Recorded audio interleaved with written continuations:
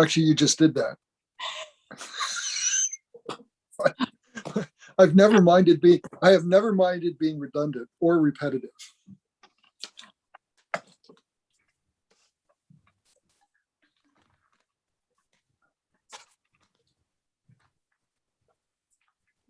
So there was a letter that came in late in the afternoon that got forwarded on. Yeah, I saw that. Yeah, I saw that. Okay.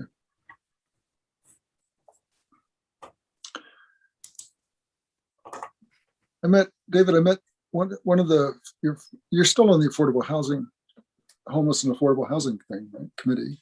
The counties? Yeah. Yeah. So it's this guy, he is with the Odd Fellows, kind of a heavyset guy. David? I don't know. There's another David on the committee. Maybe that's who. Remember? Dave. Yeah, I think so. I was, for some reason, had a meeting with him today and spent the entire time calling him Jeff. I'm not clear why. Okay. Yeah. I was trying to imprint. He was at the, if it's the person I'm thinking of, David was at the ribbon cutting in Sperling Court the other day. Yeah. No, he actually mentioned that. So yes, that would be it. Yeah, he's been on the committee for a couple of years now, I think. It's actually, you've got some good folks there too. Then. Yeah, it's a pretty good group, I think. Yeah, it's Laura's back in kind of, they rotate the commissioners. Yeah. And Laura is now presiding over, so she's doing well. Well, I think Steve is a good addition too. Yeah, it's a good group. I think we couldn't make a quorum last meeting, but other than that, it's summertime. Right?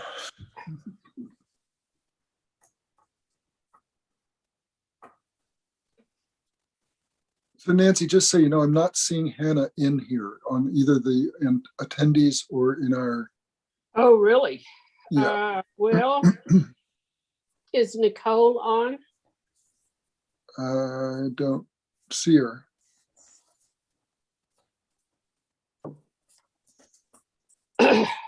Well, maybe she's not here yet. Nicole communicated with her this afternoon and gave her the link.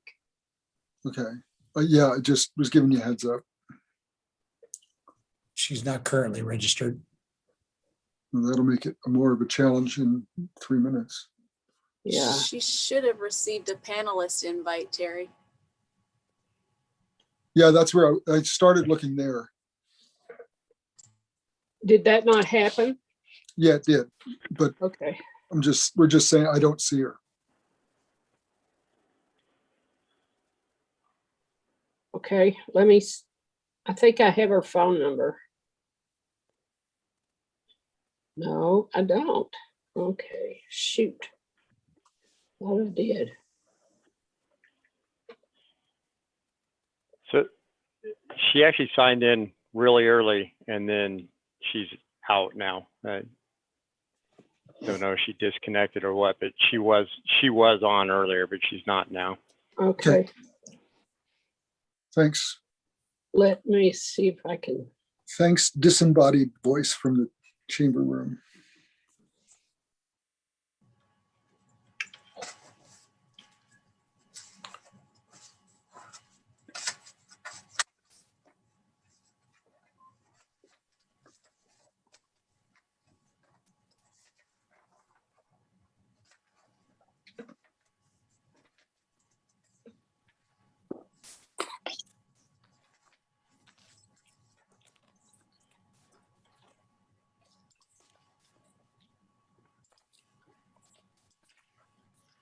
So we just need a backup to cover that, right? Yeah.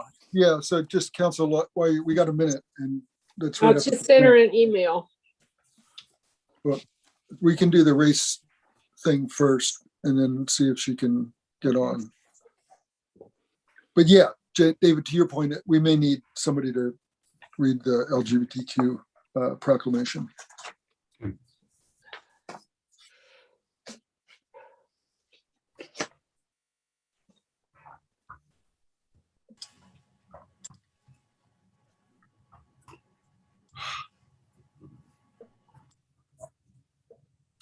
Beth, we good? You are ready to go. No, I just asked if we were good. I didn't Yeah, ask if we you're were ready good. to go. You're good. Mhm. So let's get this going. Hey, Mark. This is the City of Ellensburg City Council meeting for the evening of Monday, June 7th, 2021. We'll start with the Pledge of Allegiance. Drew, if you can call up our flag. And David, since you're the last picture I've got showing, why don't you lead us All right.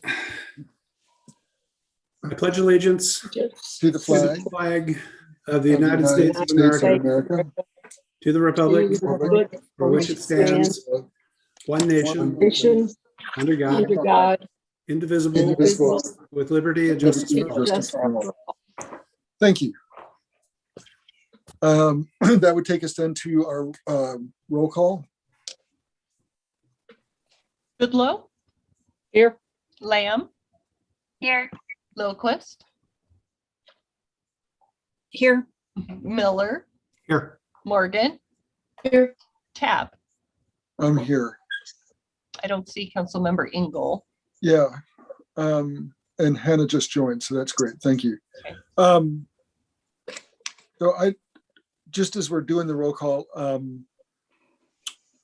Drew, I only have, I do not see Mary, nor, if Stacy shows up, I don't have her on camera. So is there a way I can bring her into my screen? Are you talking about Stacy Engel? She's Yeah, not on the. No, I she's understand that. I understand that. I don't have Mary Morgan on my I can screen. see her. here. You can. I know you're here. So in the upper right hand corner of her screen, if you hover over her name, if you scroll to the right or left until you find her, you can grab the ellipse and pull her over into the area you want. This is crazy. Okay, I'll deal with that while we're doing some of the That's other stuff. complicated. Yeah, it's right, more than I can do right now. So let's start with our proclamations. The first proclamation is for Lesbian, Gay, Bisexual, Transgender, and Queer Pride Month. Hannah Fredine is on the call or in the meeting. She's agreed to read, and in the proclamation we mentioned her mom, Helen Wise, and for those of us who have been in the community for a bit, Helen is a good person to have known, an incredible person to have known, but also to understand what she accomplished while she was working around supporting individuals who are LGBTQ plus is just incredible. So I'm honored that Hannah, her daughter, is willing to read the proclamation. So Hannah, if you would do that. Sure, I'm honored to do this with my mother and my brother both in mind this evening. So proclamation, Lesbian, Gay, Bisexual, Transgender, and Queer Pride Month. Whereas on June 11, 1999, President William Clinton issued proclamation number 7203 for Gay and Lesbian Pride Month. And on June 1, 2009, President Barack Obama issued proclamation number 8387 designating June as Lesbian, Gay, Bisexual, and Transgender Pride Month, and ended the proclamation by urging the public to turn back discrimination and prejudice everywhere it exists. And whereas in June 1969, patrons and supporters of the Stonewall Inn in New York City staged an uprising to resist police harassment and persecution facing LGBTQ Americans, and out of this resistance, the LGBTQ rights movement in America was born. And the leaders of the Stonewall Uprising and the first major pride movement were trans women of color. And whereas in 1998, President Clinton issued Executive Order 13087, expanding equal opportunity in the federal government by prohibiting discrimination based on sexual orientation. And whereas on June 26, 2015, the United States Supreme Court ruled that the US Constitution provides the same-sex couples the right to marry, making gay marriage legal in all 50 states. And whereas we recognize the LGBTQ community has fought tirelessly for their rights for marriage equality to demanding equal protection under the law. While there has been progress, we acknowledge there is more work to be done so LGBTQ youth can live without fear of harassment, and LGBTQ families and seniors can live with dignity and respect. And whereas we recognize people and organizations who have worked to bring resources and support to our LGBTQ neighbors, such as Helen Wise, a former Ellensburg City Council member who came out as a parent of a gay child in the early 1980s through a letter to the editor, was instrumental in establishing a support group for parents and friends of gays and lesbians in 1992 and formalized the group Parents and Friends of Lesbians and Gays PFLAG in the community in 2000. Pride of Ellensburg, established in 2015 by community activists with the goal of inspiring and celebrating love, equality, and diversity through local events and outreach. And Ellensburg's Helen House, which provides a safe space for LGBTQ youth to meet and talk with peers and supportive adults about the issues they face. And whereas the city of Ellensburg recognizes and honors the LGBTQ community residing herein, who contribute to the strength and vibrancy of our city. And now, therefore, the City Council of the City of Ellensburg does hereby proclaim June 2021 as Lesbian, Gay, Bisexual, Transgender, and Queer Pride Month in Ellensburg, and encourages all citizens to join in this observance by building bridges of understanding and friendship with our LGBTQ plus neighbors. June 7th of 2021. Thank you. Council.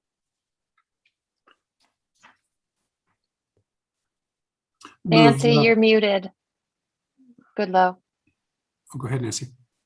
Move the mayor's signature on the proclamation establishing June as Lesbian, Gay, Bisexual, and Transgender and Queer Pride Month in Ellensburg. Second. I'll second. We have a motion and second for the mayor's signature to declare June 2021 as LGBTQ plus Pride Month in the city of Ellensburg. Is there any further discussion?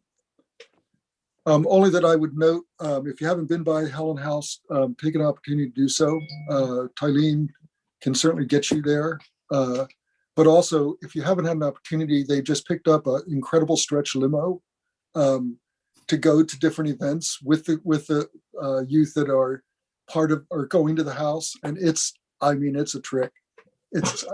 I think it's got 2 screens in the back. Doesn't have a hot tub yet, but it's pretty cool. Anyway, we do have a motion and second to approve the mayor's signature on the proclamation. All those in favor? Aye. Aye. I too vote aye. That motion carries. Thank you. That moves us down to Race Unity Day. And I just to counsel as we're doing this, I am trying to move people into my visual, and I am not, every time I move somebody in, I'm losing another council member. So at this point, I'm not able to see Nancy G. So Nancy, if you're gonna have to just speak up if you've got something, and I'll try and manipulate it when we go off screen or during one of the presentations. Race Unity Day, which is unity and diversity. Whereas the motto E Pluribus Unum invites all people in the United States to reflect on the beauty and richness of the diverse peoples of this great nation. And whereas the leadership of our federal, state, and local governments, our public and nonprofit organizations, and our educational and economic systems in this country recognize that diversity strengthens our democratic structure and makes our nation more resilient. And whereas leaders of faith and religious organizations understand that the only way to peace and harmony in communities is through fellowship and friendship with people of diverse backgrounds. And whereas Ellensburg is a diverse community comprised of multi-ethnic and multiracial residents, and whereas people from all of society can benefit from the increased understanding and improved relationships with each other.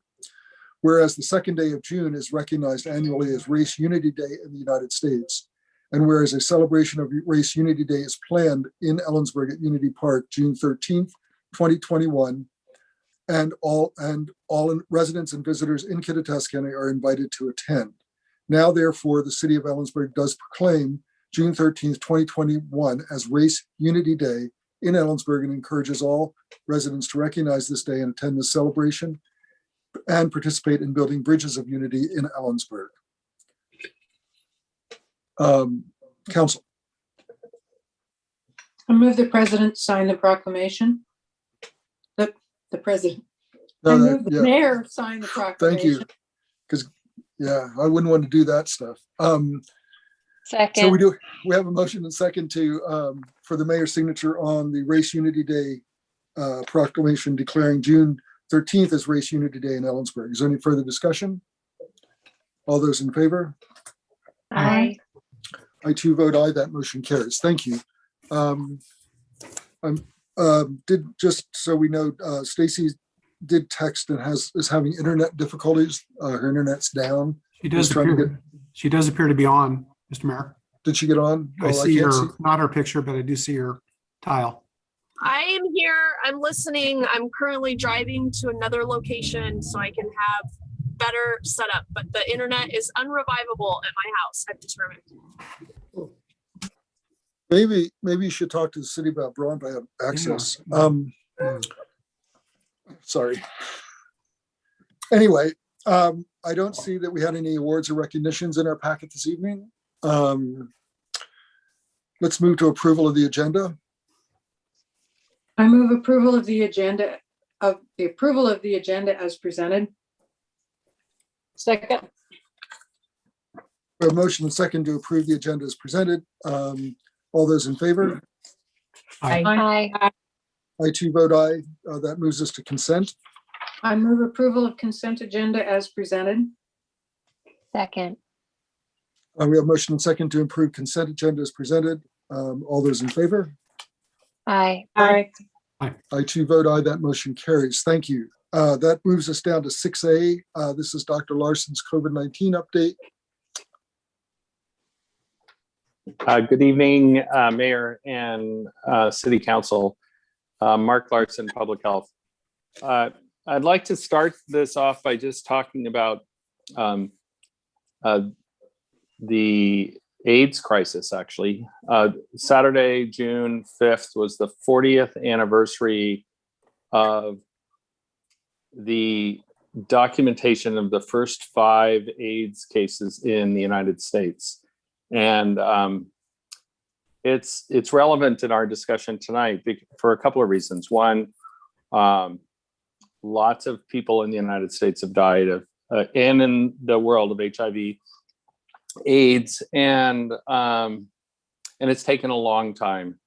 And as we look at the COVID-19 pandemic, I think it helps to put it into a little bit longer term perspective, and that I don't expect 40 years from now that we will be still dealing with COVID-19, but it does show that situations where there's a lot of controversy, that there's a divided nation, and that the problem is one that requires a lot of work from a lot of people. It'll probably take longer than we think that it should. If you're interested in seeing a very moving, motivational video, the video on CDC/HIV from the celebration of life from Saturday, June 5th was remarkable, actually. And our good Dr. Tony Fauci was on there as well, with some pictures of him when he was very young, 40 years ago, dealing with HIV. So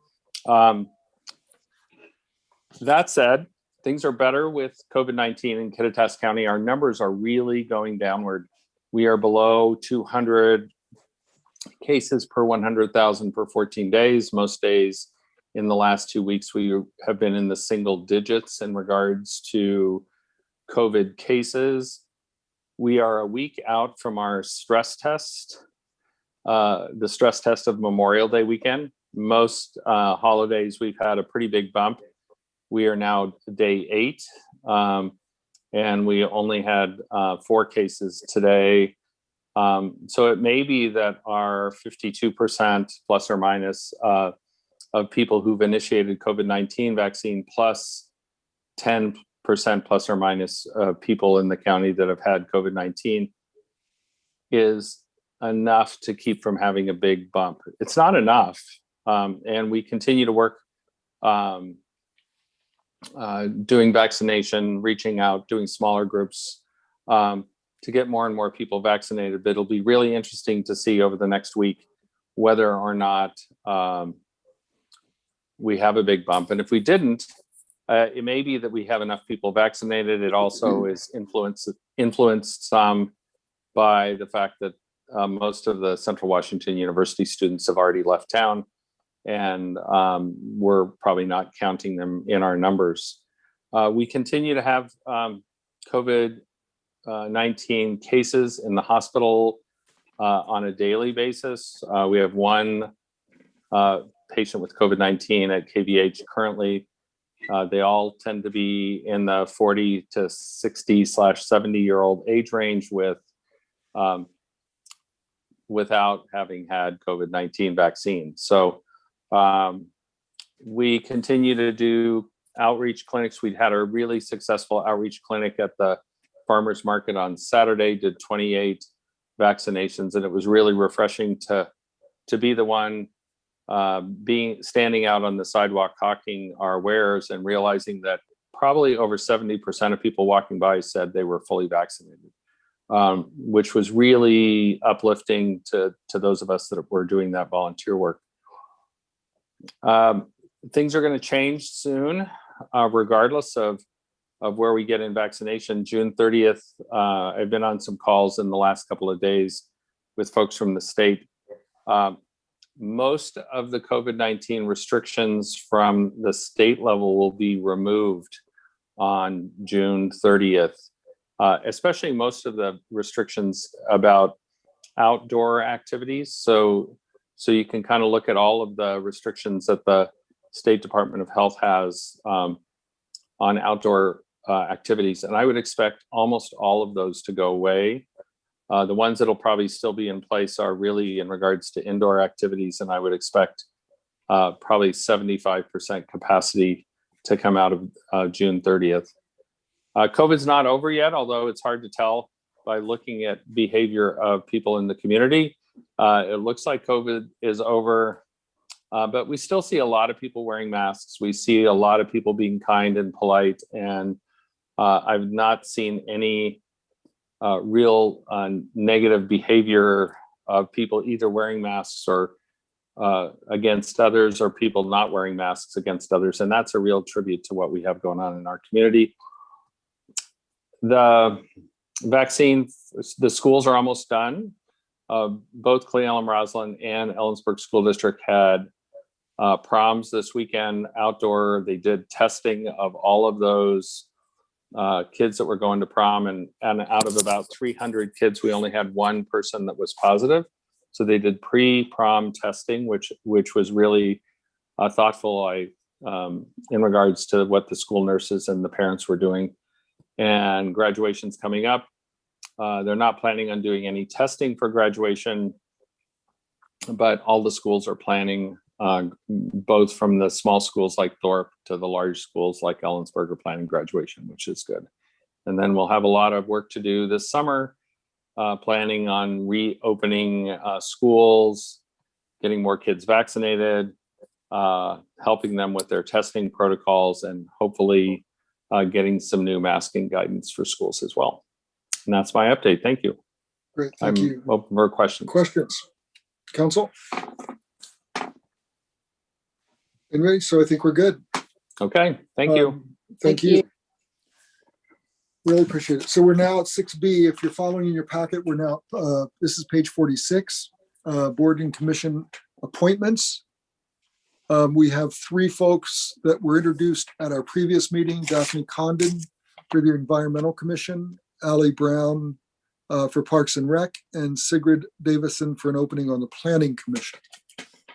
Can we do that in one motion, or do I need separate? Or is there any If you're going to recommend, Huh? Mr. Mayor, you can do that in one motion if you're going to recommend all 3 for the same action. Yeah, I would recommend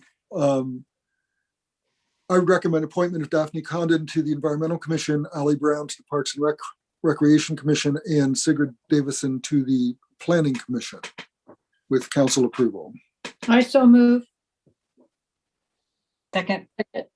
So we do have a motion and second to appoint Daphne Condon to the Environmental Commission, Ali Brown to Parks and Rec, and Sigrid Davison to the Planning Commission. Is there any further discussion?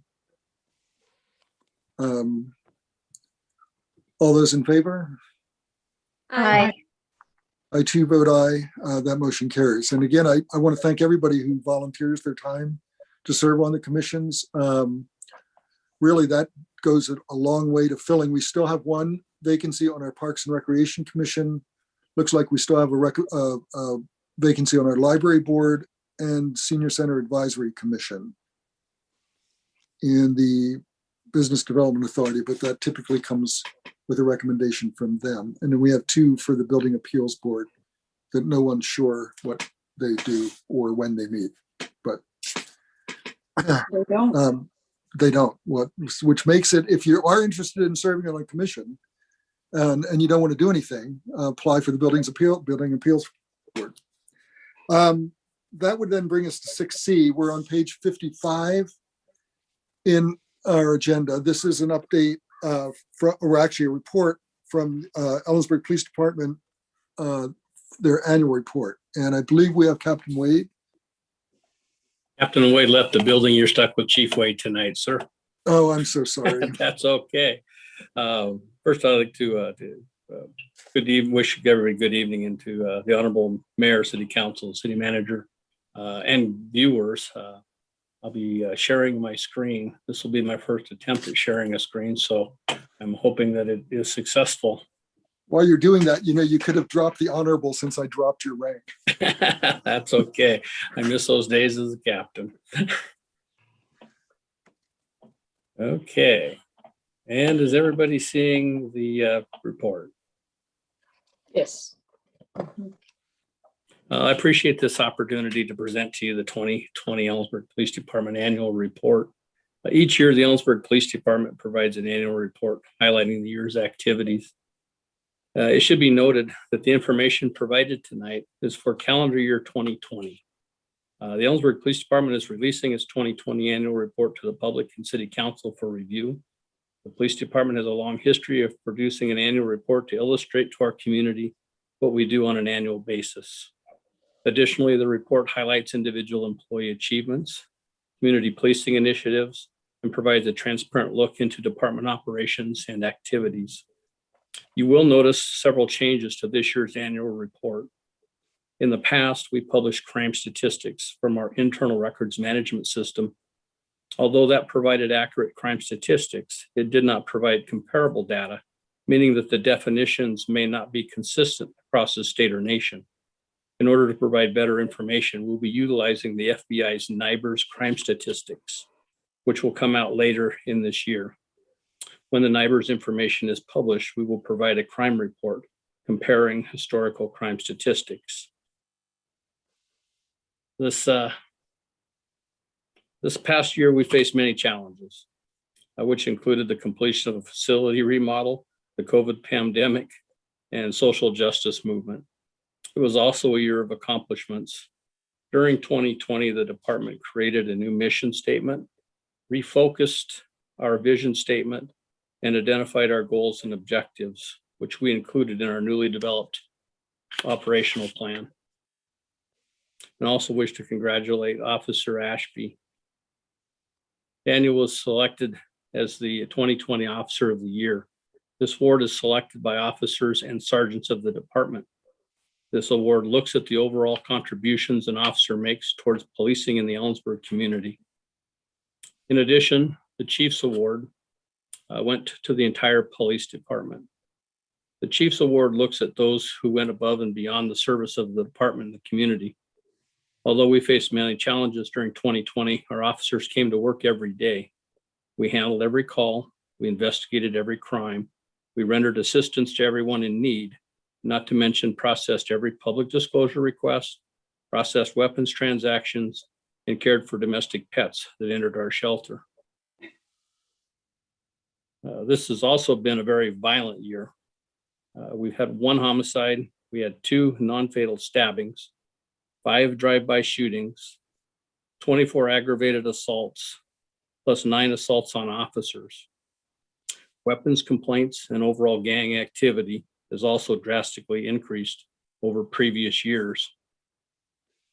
In dealing with the crime and the pandemic, we're not, as if dealing with the crime and the pandemic were not enough. We completed the construction of the department, and we also completed our Washington Association of Sheriffs and Police Chiefs 2020 accreditation audit with 0 findings. We are one of 60 accredited law enforcement agencies in the state and the only accredited agency in Kittitas County. In addition to the state accreditation, we were also certified by the United States Department of Justice in meeting all of the standards for the safe policing for safe community programs established by presidential order. Now to the meat and potatoes of it. Response to resistance. As I presented during past annual reports, how we respond to resistance or assaultive behavior is either implied force or actual force. As an example, drawing a weapon or a taser and pointing it at a subject is implied force. Striking with the fist or applying a taser to an individual is actual force. We're all aware of the nation's attention on police reform. This has it's focused on how police respond to these situations. And as we prepared our annual report, the Washington State Legislature introduced and subsequently passed House Bill 5259, which created a standardized tracking and reporting process. Although the statewide reporting to the Attorney General will not begin until 2022, we felt we would begin with the 2020 data. Of the 13 categories of force, we reported in 3 for an overall 4 incidents. 1 involved drawing and pointing a firearm, 1 involved applying a taser, and in 2 instances where an officer used part of their body to strike another individual. So to put all this into context, of the 15,142 calls we responded to in 2020, we used reportable force 4 times.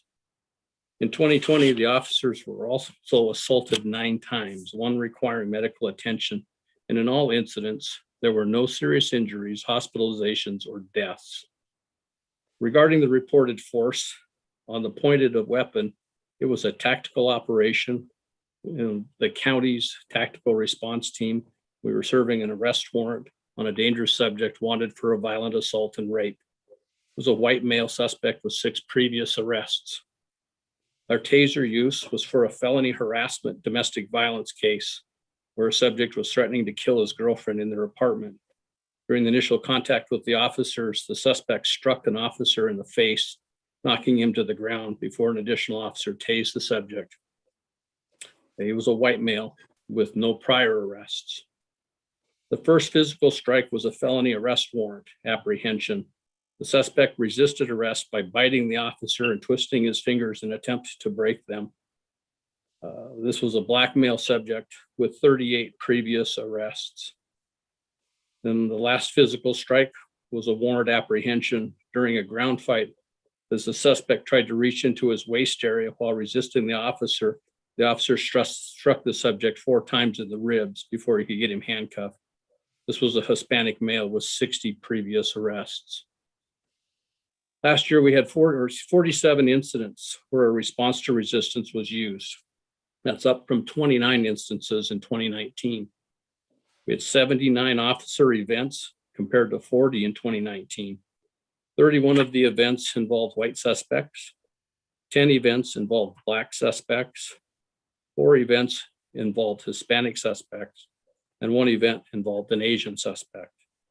In one of these incidents, we had a drive-by shooting for which we had 5 weapon drawns, but no force used.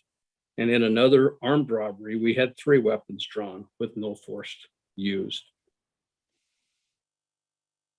Moving on to the review of complaints.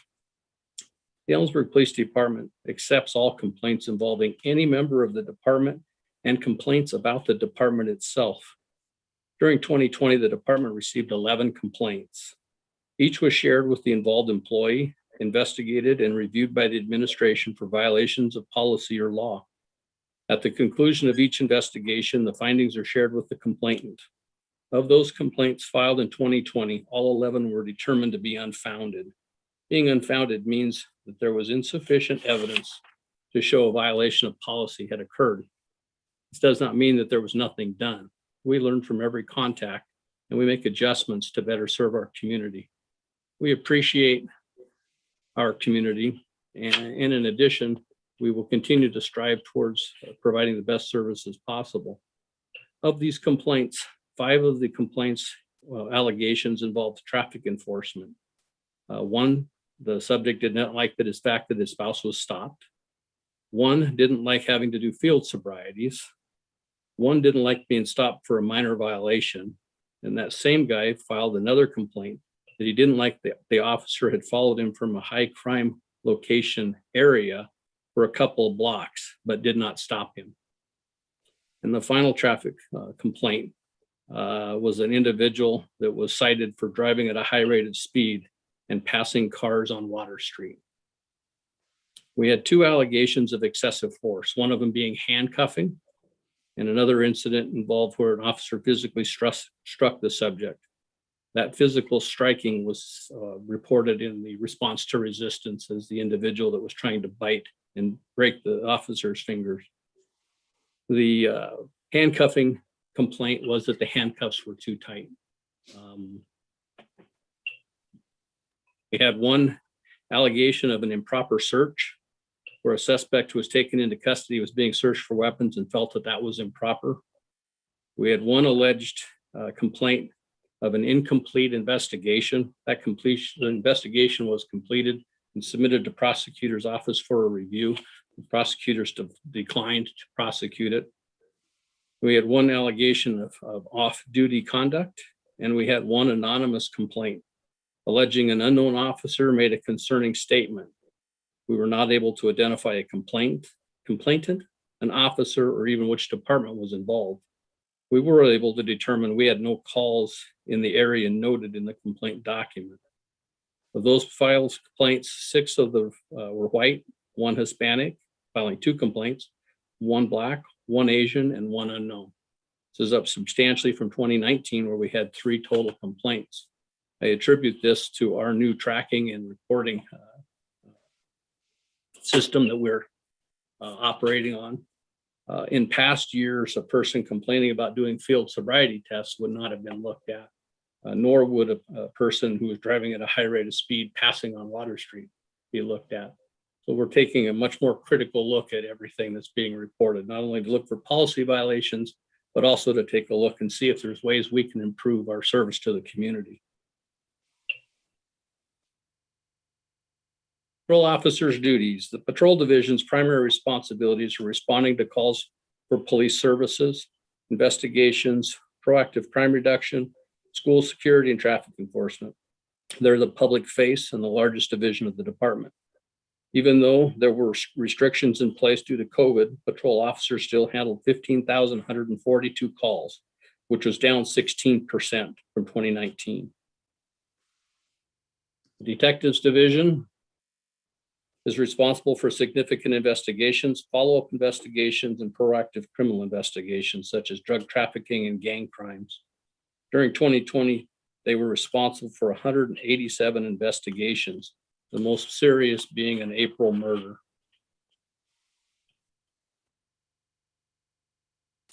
Code enforcement. Code plays a vital role in the quality of life concerns and in keeping our community healthy. Code's efforts were significantly impacted by the COVID restrictions last year, as they weren't able to work from home, but we were able to get them back a little later in the year. Animal control. Animal control's primary responsibility are animal complaints and sheltering in Ellensburg, and by contract, shelter services for Kittitas County. COVID had a significant impact with our response to animal complaints and with the overall shelter operations. However, moving our pet licensing to an online process in 2019 allowed for uninterrupted access to the 2020 and 2021 licensing. Shelter staff was also creative in managing the needs of the animals under their care, and our partnership with animal rescues and adoption services from Western Washington were extremely helpful. The Reserve Program. The Reserve Academy is a joint program involving the Kittitas County Sheriff's Department and our department, where law enforcement training developed and approved by the Criminal Justice Training Commission is taught over several months.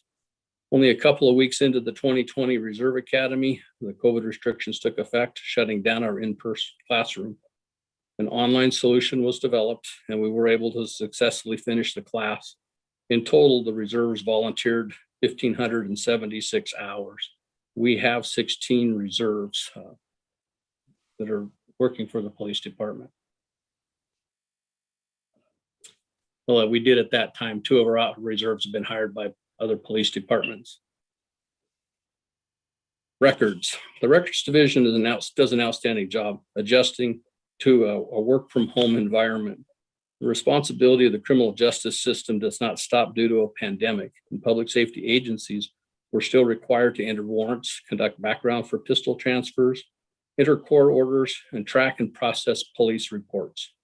We were also fortunate to bring back Miss Renee Moore to the records division. Having spent 9 years in the position previously, her transition back was very easily and helped make the rest of our year successful. Of note, during 2020, we had 202 concealed weapon permits, which was up from 134 in 2019. We had 1,050 pistol transfers compared to 451 in 2019.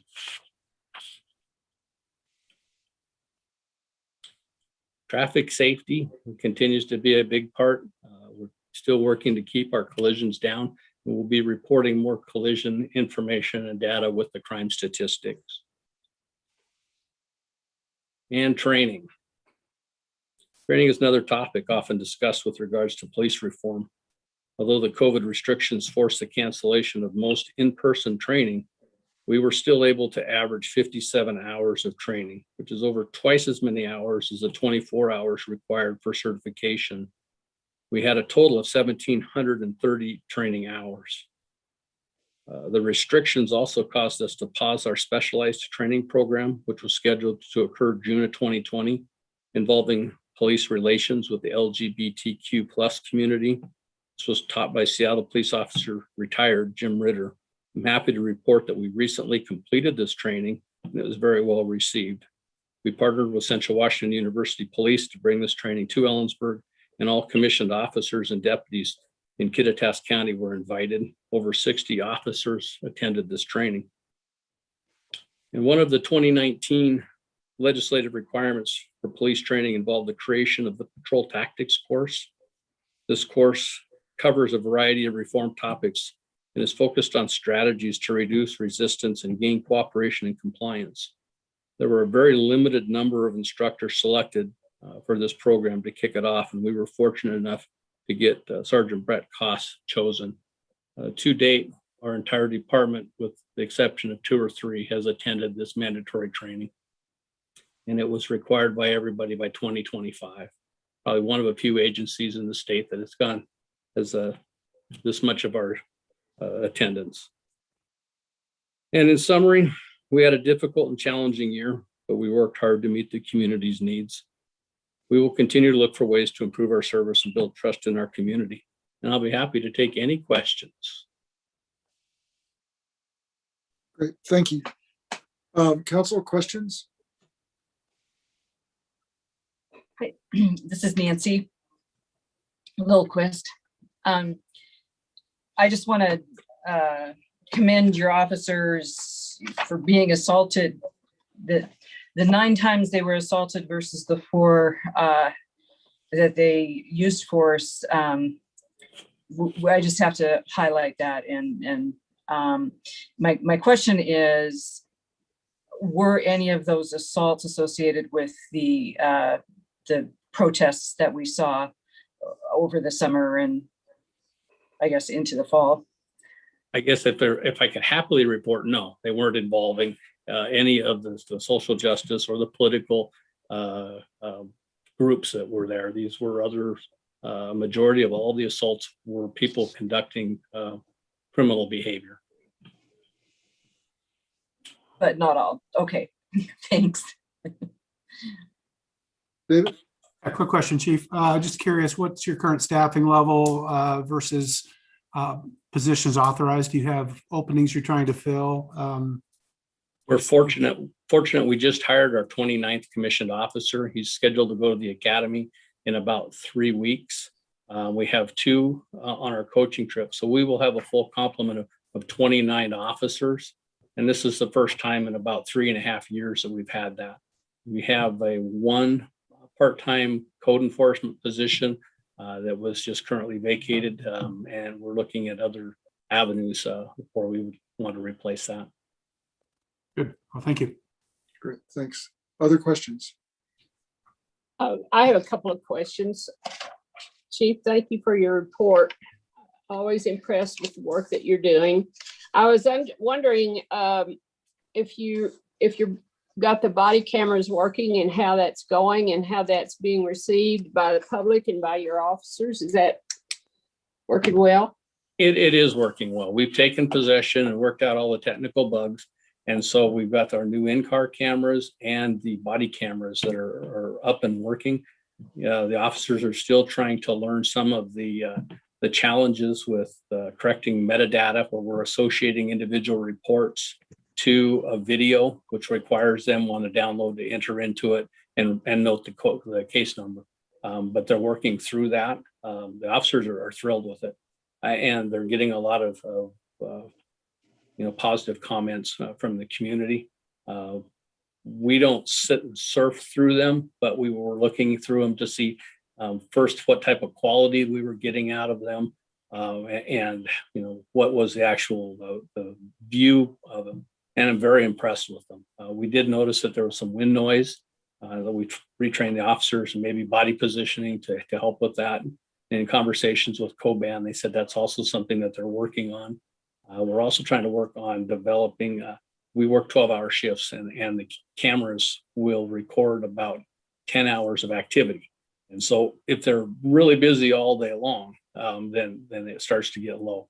But they have in-car chargers, and they also have docking stations here that they can come back and dock them for a brief period of time while they write reports, and it'll bring them up to speed. Most of the time, it's not a problem. Thanks.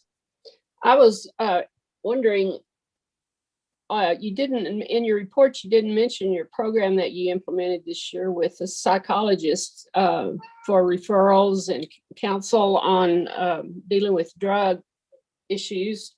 Could you say words about that? Sure. That was a program we started at the end of 2020, or the end of 2020, but it actually kicked off in 2021. So that will be part of our 2021 report. In speaking with David Douglas, it's been more successful than he thought it would be initially. People in the community are reaching out to him.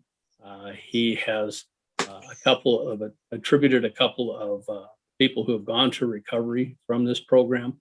The officers are enjoying it. Gives them an opportunity to say, to provide some assistance where otherwise there's no assistance that can be provided. But that being said, the drug problem continues to be a huge problem here in Ellensburg. And with the fentanyl entering in through the counterfeit pills, we've had more than our fair share of drug overdoses and unfortunate loss of life. And so it's something that we're working hard at. Recent legislation reducing drug possession to a simple misdemeanor is just added some additional challenges that we're going to have to face and try to overcome as we're trying to maneuver our way through the last legislative session. Thank you very much. Other questions? I have a question about you said gang related activity is up. What kinds of activities are we seeing? Of the 5 the 5 drive-by shootings that we saw and 2 of the stabbings, those all had some connection to gang activity. Most of them Hispanic gang out of Yakima and some out of Moses Lake.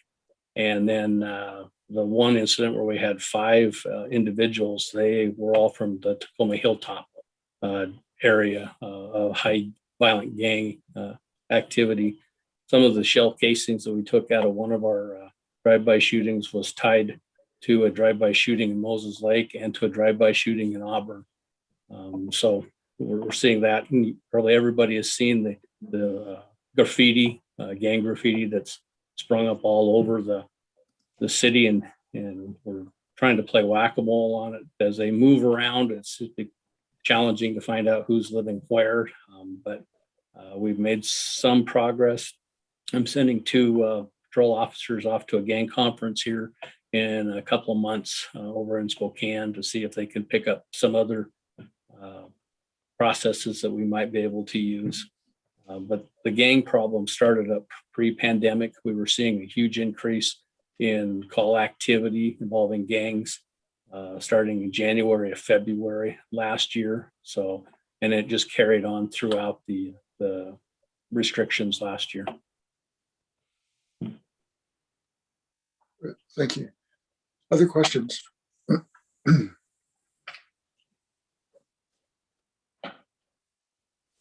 Okay, hearing none. Again, I just want to thank you for the work and the leadership that you've shown. I mean, it's in the report. If you look at the proactive steps that you as chief have taken for your department, and then and if it's for the department, ultimately it's for this community. I would actually go back to when we were doing the social justice movement and went to a meeting where you had already established relationships with folks in the meeting before any of the protests had occurred. Those kinds of steps, I think, make it a better place and facilitate communication and help us move to where we need to be. So again, I would thank you for your efforts, but also certainly recognize the support council has for EPD and for the work that you're doing. Thank you. Thank you.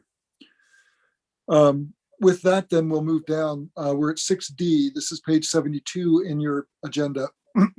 This is a Unity Park update.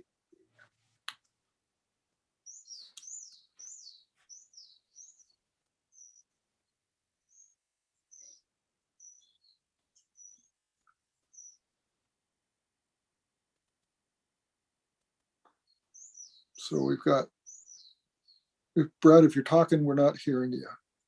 I'm unmuted now. I wasn't talking, so you didn't miss anything. Okay. So good evening. You should see on your screen, hopefully, a picture of the Ellensburg bull with a strategically located hat. So good evening, Council, Mr. Mayor, Brad Case, City of Ellensburg Parks and Recreation Department. I am here this evening to give you an update on the Unity Park project. And so I have a PowerPoint presentation that I'll walk you through. Before I launch into it, I do want to put the disclaimer out there. There's a lot of photos in here that are taken from other park sites and similar types of facilities. And, you know, we use those photos kind of as a frame of reference. So people have a visual illustration of what we're talking about. If there's something in there that you don't like or that doesn't appeal to you, try not to get too worked up over it, because again, we're just using these kind of as examples. Hopefully most of the examples are relevant. We tried to use things that are similar to what we're thinking about. So it's not too far-fetched, but there will be some things in there that you probably look at and go, wow, that is just not going to work in Ellensburg. So we know that, but we just want to just give you that visual. So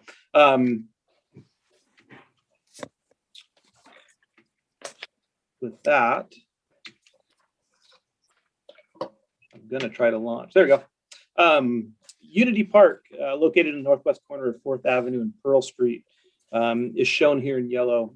Covers over a little half acre in size. And so it's right in the heart of our downtown. What we've done so far, and this process started back in 2018, mind you, is we've acquired the property in 2019 after a long 18-month negotiation. The city was able to purchase the property from a local family here. Walker Macy, a landscape architect firm out of Seattle and Portland, were hired by the city to come up with some concept plans. They have extensive work in urban park development. We've conducted public participation and outreach to gather community input on the park design, developed some concept plans and preliminary cost estimates. We also secured some grant funding to remove the drive-through structure of the old bank building. So I'm going to touch briefly on, well, more than briefly on some of those subjects, but we're gonna talk about all of those throughout the course of the presentation. So first and foremost, the property acquisition. The acquisition and development of the Unity Park site was identified in various city plans, such as the 2016 Park Recreation and Open Space Plan, 2019 City of Ellensburg Tourism Strategic Plan, and the Downtown Market Study and Economic Development Plan. For the last 40 years, this location has been home to the Rotary Pavilion, which was a 4,300 square foot public space that the city leased from 1980 to 2019 and was managed by the City Parks and Recreation Department. The surrounding areas was still under private ownership. And so smaller events would be able to use the pavilion footprint. Larger events such as Jazz in the Valley would expand out into the surrounding areas and use the parking lot and drive-through bank lanes. When the lease terminated their lease, when the bank terminated their lease, the city understood the urgency and importance of acquiring the property. The potential threat of the property being sold to a private developer would put long-standing community events at risk, such as Jazz in the Valley, which is a 22-year tradition that brings in over 3,500 jazz enthusiasts to Ellensburg every summer. Events like Hoedown in the Downtown, an event sponsored by the Ellensburg Downtown Association that's in conjunction with our annual fair and rodeo. And newer events like the Eastern Washington Brewfest, which is shown here. They use the site primarily due to its convenient location downtown. When the city took over the management of the property, we developed our special event permit process. So event organizers could work through the city to be able to utilize that space. And embedded in that permit was the ability to serve alcohol down at the space. And so within the first 12 months, we saw 7 new events take place down at the park. And I think that has a lot to do with just the ease of being able to contact somebody locally to organize the event rather than contacting an office down in San Francisco. We don't know what last year would have brought. We think that an increase of events would have happened, but obviously the pandemic took care of that. So we are starting to see requests come in for this summer, which is encouraging. And so we plan to see some more events down there in the upcoming months. Just importantly, through park development, we're going to be able to provide a more suitable venue for events that may use other sites. This is the annual Dachshunds on Parade that most of you know use 4th Avenue. And so it results in a closure of 4th Avenue for a period of time. And so the idea is to be able to relocate an event like this into the park, which then keeps the road open. And it may extend the amount of time that the event can be offered. Right now, we're subject to opening and closing the road. And so by moving it to a more suitable location, we might be able to extend the event until later in the evening.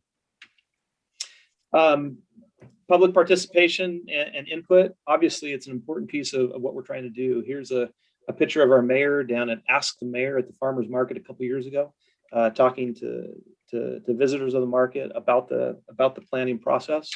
What kicked off our process back in 2018 was a stakeholders meeting that we held. And so we had 3 different hours set up throughout the course of the day where we invited representatives from downtown businesses, event organizers, and members from various city boards and commissions, as well as city and county staff. And as I said, each group had an hour with Walker Macy to really talk about kind of their park design wish list and concerns that they had, and really just kind of lay it out there all on the table in terms of what they wanted to see. We're able to use our relationship and partnership with the Ellensburg Downtown Association to identify some of the businesses from our downtown that were interested in participating in this. And having the event organizers on board to provide feedback was critical because they look at things through the lens of an event organizer, and especially when it comes to concerts and different types of events like that, where we may not have the strong background and expertise to get them involved early in the process, because they're going to be benefactors of the park, was critical. And the amount of input that we received from talking about stage orientation to the importance of infrastructure to storage was absolutely critical. So from that meeting, we developed kind of a list of amenities that people wanted to see, and we held a community open house downtown. And so we brought people to the site. Over 50 people participated in the event. They had the chance to see what was being discussed so far, provide additional feedback, and really walk the property and the site to get a scale for how much space we're talking about. To give you a comparison, as I mentioned before, this site is about 0.5 acres in size. If you go to the yard up in Roslyn, that's about a quarter of the size of the Rotary of the Unity Park site. And you know, it just seems so much bigger because it's open and it's flexible. So we really have quite a bit of ground to work with when you're looking at developing an urban park.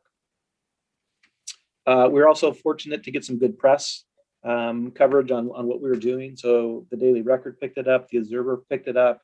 It kind of put it in front of people who may not otherwise have known what was going on, and extended our reach out into the community.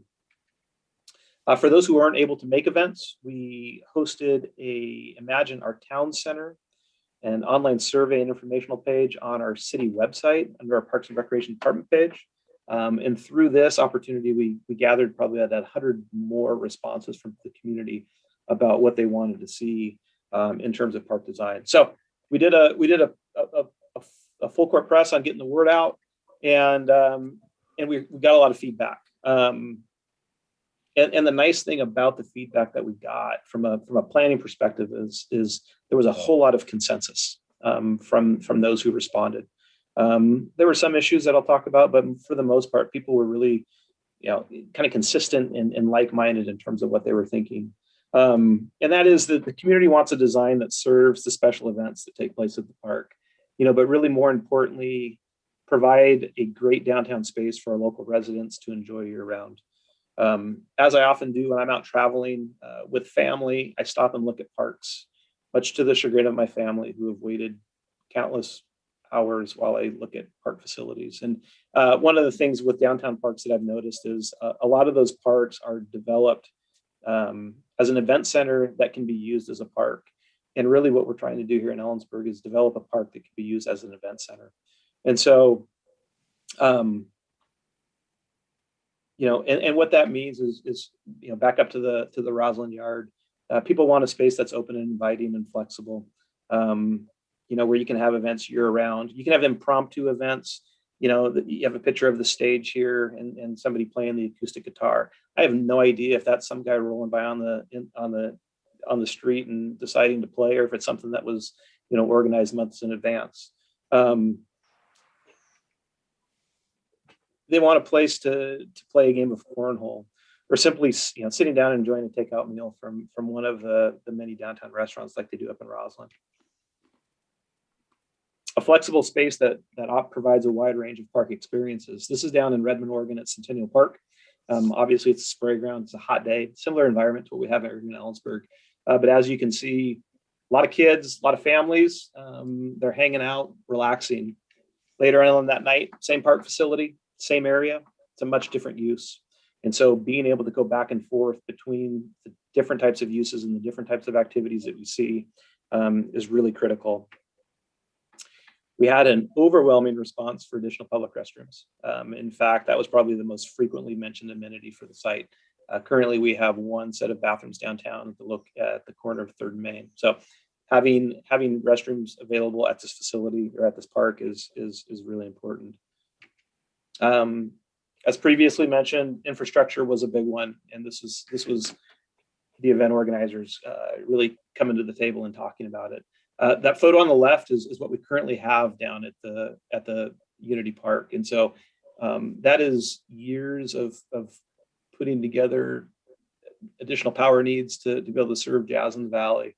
It's in the corner of the park. And so you're limited in terms of where you're tying into and what you're tying into. And so, being able to hide all this underground and be able to get it into places where they can stage stages in multiple locations and do things throughout the park and not being limited to one specific area of the park.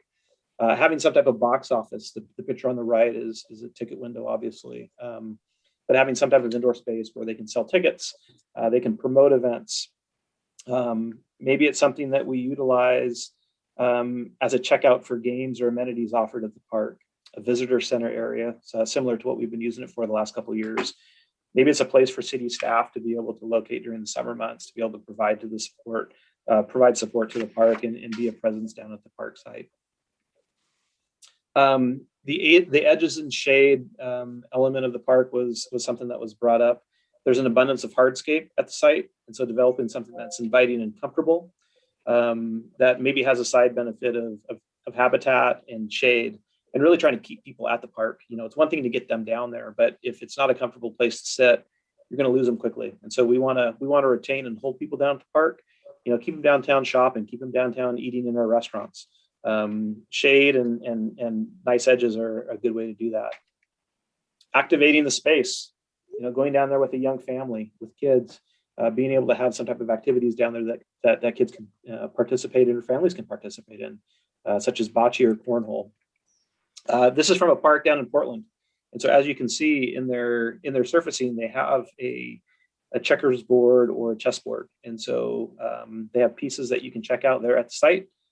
Families or people at the park can check it out, you know, turn in an ID or whatever it may be, use the pieces and then return them back. And so trying to create flexible opportunities again that don't limit or encumber the site, but provide some type of active participation.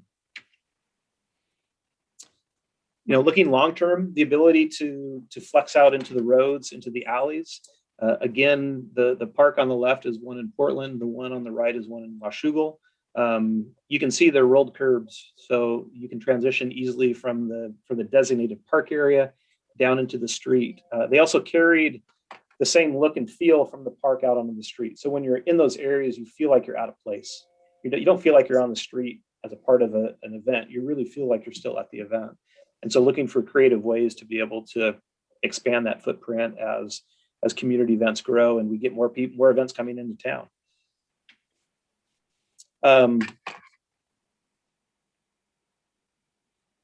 You know, lighting is huge. We want to create a safe and welcoming open space.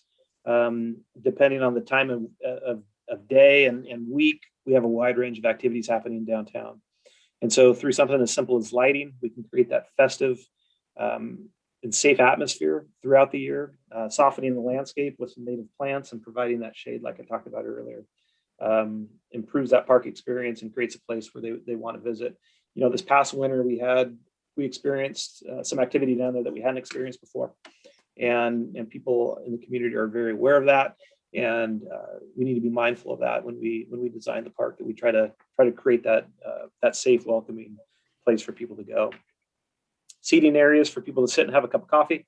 You know, we're looking at trying to provide some type of Wi-Fi down there. You know, this could be a place where people go and work, who work remotely. Kids could participate in school from this spot. You know, remote classes or whatever it may be. And so trying to be mindful of that and really encouraging people to relax and stay a while. You know, the element of play is a huge one. Those of you with young kids know that when you go someplace, they need to get exercise. They need to get out some of that energy. And, you know, play can take the form of many different looks and appearances. Having a traditional playground downtown isn't going to work. It's just not going to fit with the surrounding landscape. And so trying to be creative in their use of materials. This is something down in Sun River, Oregon, where you have seating and you also have that rock in the middle. So it's the shape of the sun. So it's art, seating, and play. And you see grandparents and parents sitting and just relaxing. And the kids are bombing all over that thing, tearing it up and going nuts. And so same thing with this facility down in Portland. These folks kind of down in the bottom right-hand corner, they're sitting. But I know of young kids that would be jumping off of that thing and hiding on it and running around it and using it for play. So again, being creative with the use of our materials and what we're putting down there. I think it's important to really talk about the art piece of it as well. Art was discussed throughout the planning process. You know, the site is already home to probably the most famous and iconic piece of art in Ellensburg, the Ellensburg Bowl. So as we move forward with finalizing the master plan, the idea of how art will be incorporated in design will be an area of focus for sure. Appropriately honoring the rich and diverse history of Ellensburg and Kittitas County, as well as celebrating the heroes who have served and shaped our community, whether it be someone who wears a uniform to work every day or someone who impacts our lives through their contributions to the community and outstanding civic duty. So, we talked about art in the first phase of planning, but I think that's an area where we're probably really going to ramp up the discussion as we move forward. Now, in terms of, and so all of those elements had a high degree of consensus. The two elements that didn't, or the two features that didn't, one is the existing bank building and really what to do with that building. If kept, we could repurpose it as public restrooms with exterior doors, extending the availability and access, a storage area, again, possibly a staff area. On the flip side, it's a big building. It's right there on the corner. There was some who felt like it kind of dominated the space and prevented clear sight lines back into the property. And so that's a discussion point that we need to continue to kind of work through. The other was the idea of water and how to incorporate water into the design. If we want to have some type of splash pad, the photo on the right is your traditional splash pad. You will see in this one, it's pretty big, but there aren't any elements that stick out of the ground. And so, you can easily transition from kids playing it in the afternoon to using it for seating at a concert later on in that evening. So it's that dual purpose. The other idea is trying to incorporate art and sculpture and water all into one, and that's what you see on the left-hand side, and that's a photo from the university, from U Village down in Seattle. So in terms of developing concept designs, they're very, very raw, but this kind of lays out the two designs that Walker Macy came up with. Both the designs have the stage and kind of the seating area up on the north side against the existing building. That provides a pretty good wind block, and it's also advantageous for the stage. And then on the edges of the park, kind of on the outside, you have the trees and some of the active play areas. The idea again is to keep that open area kind of south of the grass area available for seating and for a variety of purposes. So those are the two concept plans. They refined the first concept plan. And let me go back. So the major difference between these two plans is the concept plan 2 still has the bank building there. Concept plan 1 removes the bank building and moves it to the west side of the property. So concept, that's kind of the final concept design for that first option. The cost estimate for this is about $1.6 million. Keeping in mind that kind of everything that we talked about in the planning process was included in that price, and so bollards around the perimeter of the property, which may or may not happen. A lot of this is infrastructure and hardscape, which is more expensive than planting grass and putting in irrigation systems. And so, the price tag is a little bit shocking. I think it is high, but as opposed to a traditional neighborhood park, I think the most of your expense is going to be upfront in the construction of the site, and not as much in the maintenance long term. And in a traditional neighborhood park, it's completely flip-flopped.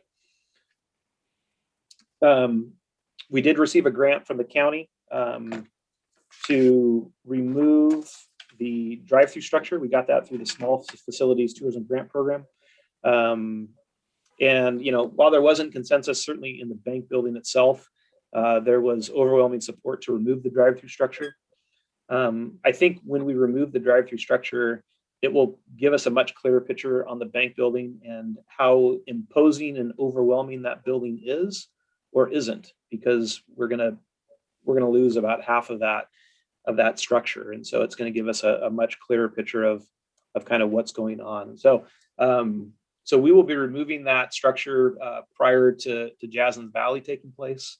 And what we'll do is we'll remove everything that you see there, restore the west wall where you see the drive-through window to the best of our ability, and then go back and create a nice smooth surface So events can utilize that space. I think it frees up about 1,600 square feet of space that people can use to program events in the interim until we can build the park out to full build out.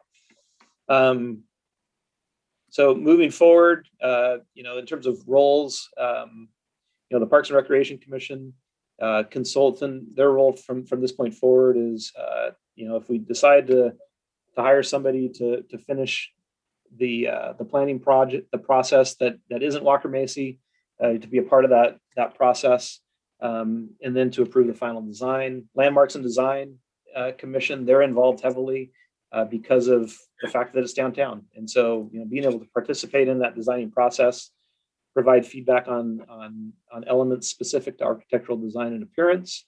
Council's role, approval and adoption of final plan. We'll be going back out to the public for additional input on design elements. Again, we started this process in 2018, so it's been a while. And then continuing to leverage our relationship with the Downtown Association and getting assistance from them to get input and feedback from the downtown business community, and looking for opportunities to work with the city to find funding opportunities. This is one of the Downtown Association's priority projects, I believe, moving forward. So they are heavily vested and interested in seeing it come to fruition. So how do we get there? Final steps. My ask of council is will be to bring back to council at your June 21st meeting a budget for the purposes of finalizing the master plan, and also preparing the bid docs associated with that. We want to be ready to go out to bid and get this thing built if funding becomes available. We don't want to adopt a master plan and not have the documents behind it to be able to go out to bid. And so we hope to do that, and then finalize and adopt the park plan by September of this year, and look at ways to identify some funding sources.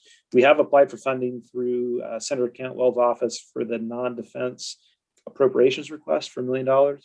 And I know that we're starting to have some discussions about potentially tapping into some of the money that is coming to Ellensburg through the rescue plan and stimulus package. So we are looking.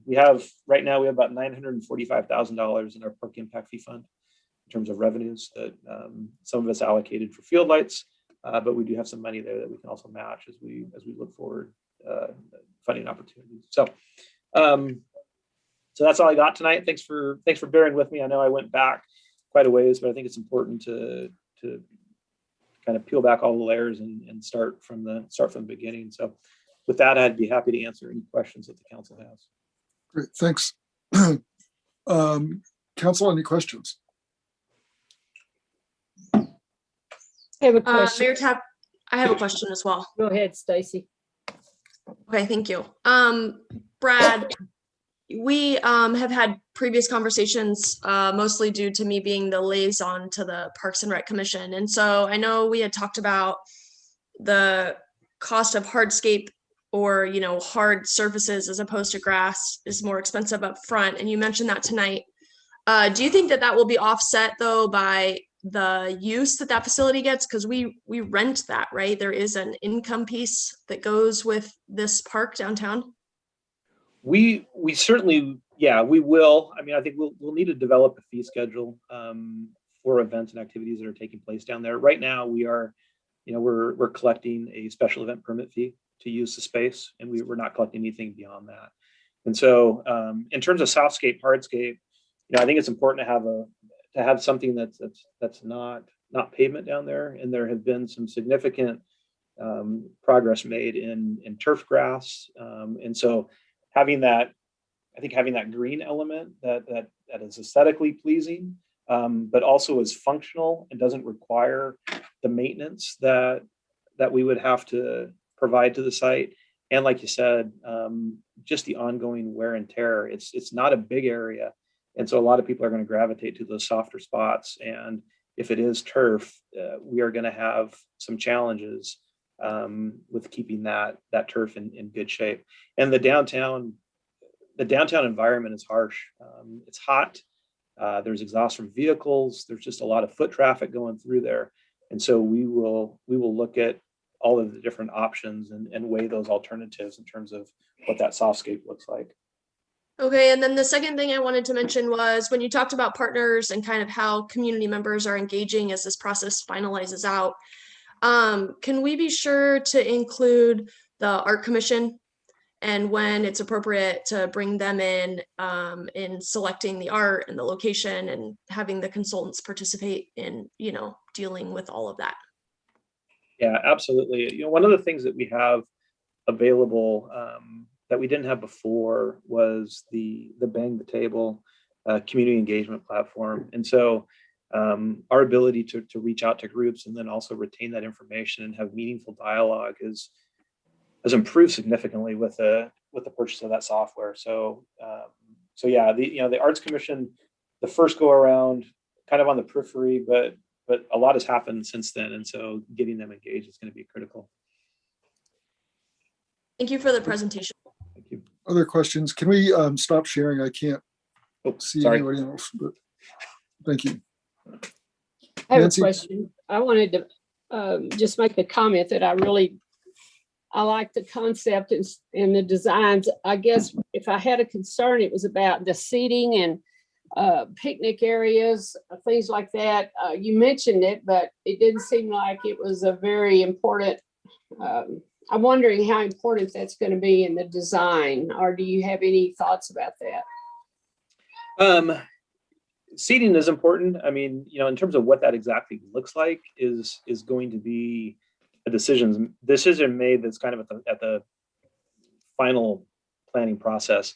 A lot of these park facilities have cafe seating and tables that they leave downtown overnight, or they're able to secure them and lock them. But I think people are going to want to sit and enjoy each other's company. And so I look at the seating part of it, and I didn't mean to gloss over it, but that's going to be a critical part of this and bringing community together for sure. Yeah, I agree with you. I was a little concerned, I guess, on the final mock-up that you presented. The only seating I saw was wall seating, and I didn't know how comfortable that was going to be. No, I mean, the idea is, under the shaded areas where those Okay. are located, you would have seating in areas and little pockets, kind of. The nice thing about some of those cafe tables is people kind of move them to the spots where they want to move them to. I mean, the key is that they don't move them down the street and to their back lanai. But if we allow them some flexibility, they'll take them to where they want to go. And so that's kind of the plan moving forward. I mean, sometimes we get caught up in park design of thinking about all the things that can go wrong, and it almost it paralyzes you in terms of what you actually do, because you're and so the idea of let's do this, see how it works, and then if we need to make adjustments, we can, is the approach that we need to take. Great, thanks, Brad. Thanks, Mary. Brad, is there any part of the park impact fee that could possibly be used to help the situation up at Reed Park at some point? I mean, we're now it's 18 months since we started, or more. I mean, I've been working on this for 10 years and still haven't. I'm going to be off council pretty soon, so it won't matter. But yeah, well, it will, because I still live here. Yeah, no, I understand. I'm gonna talk about Reed Park. I don't know if there are more questions about Unity Park that we can wrap up on and then come to Reed Park, if that's okay. Well, yeah, I mean, I think we could move, unless there's specific questions. I think what Brad indicated is that we will be coming back with a plan and also a request for funding. And I think that it's probably appropriate to ask those questions in terms of scoping what we're asking the consultant to do when we see that estimate and begin to frame the next steps. So I'm not clear that we need to drill down to specificity this evening. I think we would do a quick update. I'm trying to be sensitive because I know we've got people in the audience here that are here for another agenda item, and Reed Park was not on the agenda. So if you can do it in 32 words or less. 32. Okay, I'll do my best. We are going to come back to you at the June next meeting with a budget request for the landscape architect. It's not included in the 2021 budget. And so we are in the process of getting the survey done on that property right now. We need to do a survey in advance of the planning effort and have somebody hired on board by August 1 and begin that planning process right after August. Again, having, planning a park without the ability to get people together to talk about design is problematic and challenging. And so, hopefully it has been delayed, but through the delay, we can hopefully get people together to talk about park design. And also a really important part of it for me is okay, if I may, was that responding to Mary's question? Because that totally lost me. Yes, I was He's responding. answering my question about Okay. Reed Park. Okay, well, it was also Can we similar to what, finish it? Can I hear what else? yep, just making sure. Yep. What else did you? The other thing, having Nicole on board from the public information officer to help get the word out about planning efforts is really important moving forward with this, because a lot of that is going to be on us to be able to get the word out to people and gather that information. So August 1, our goal is to have somebody hired on board and moving forward with the planning effort. And yes, we can use park impact fees for that work. Thanks. Mary, you good with that? Well, I'm not pleased with the time it's taking. It's been years and it just goes on and on and on. But that seems to be the way it is. So. Okay, anything else for Brad before recognizing again, I will be back at the next meeting. If not, thank you. Thanks, Brad, for the update. We'll move now to item 7. This is an opportunity. This is citizen comment on non-agenda items. Let me make sure I got my buttons pushed here. Mayor, yeah. did you want to talk about the letter during the communication section about the federal letter of support? No, let's do that during council reports. We'll just either managers report or council report. Let's again, I don't want to. We've got an agenda item I know that people are going to want to speak to, and so anyway, we're on. This is an opportunity for folks to approach council on items which are not on the agenda.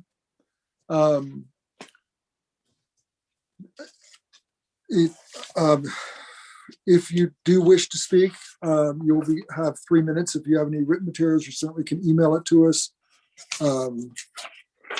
We would ask that any comments that you make during this period of time would not be derogatory. If you are a candidate for elected office, you may not identify yourself as such. When you do make a statement, please identify yourself, give your name, address, and whether you're representing yourself or others. Also be aware that we will not be council does not take action at the meeting at which this subject was first introduced, primarily because it is non-agenda and others in the community have not had an opportunity to speak up. So with that, does anyone wish to approach during non-agenda? I've got one person, Sarah Omrani. Yeah, I'm looking at the agenda right now, and feel free to shut me down if I'm speaking at the wrong time, and that this is somewhere on the agenda, but somebody shared on Facebook that there is a community garden. Yeah, that's coming up. Okay, cool. Then should I wait till then? Yep. Okay, wonderful. Thank you so much. Thanks. Anyone else wish to approach during non-agenda?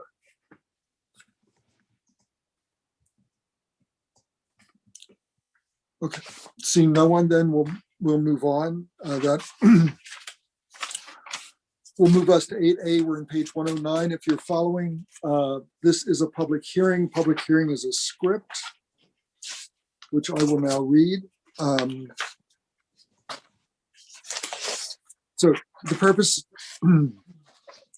this is a public hearing to adopt a resolution amending the city's 6-year transportation improvement plan.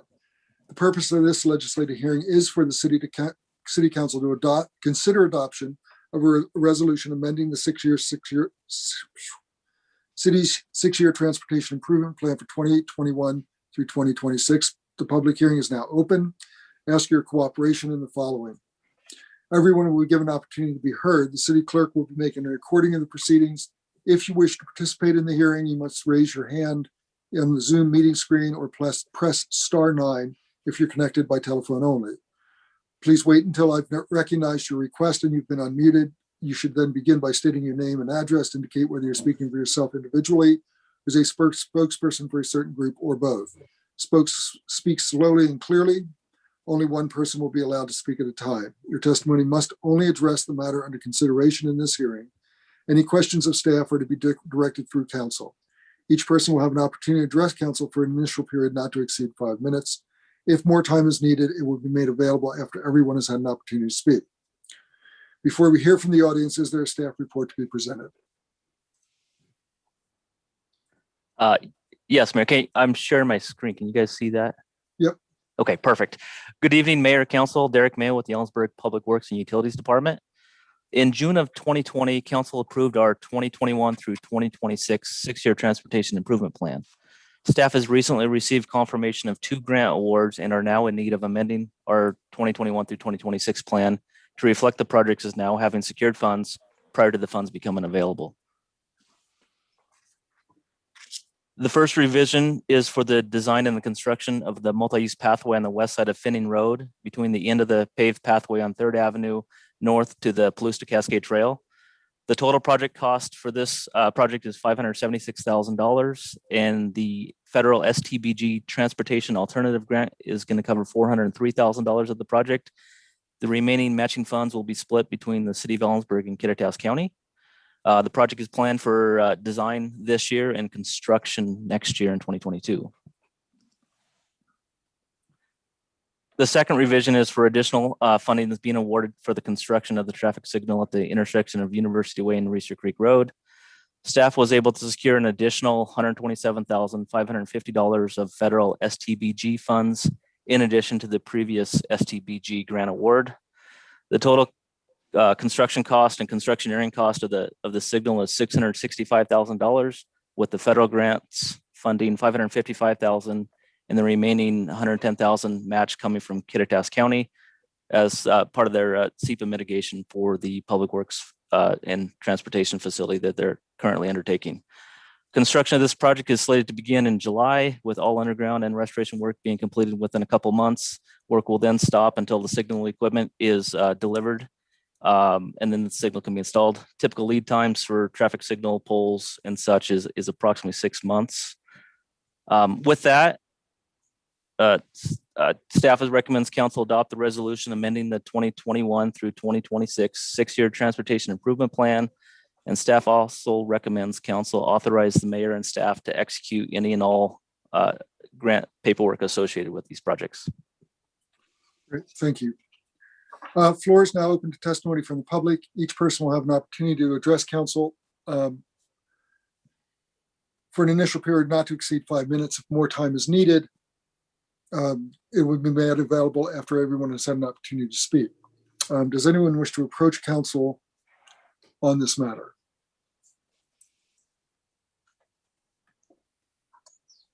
I'm seeing no one.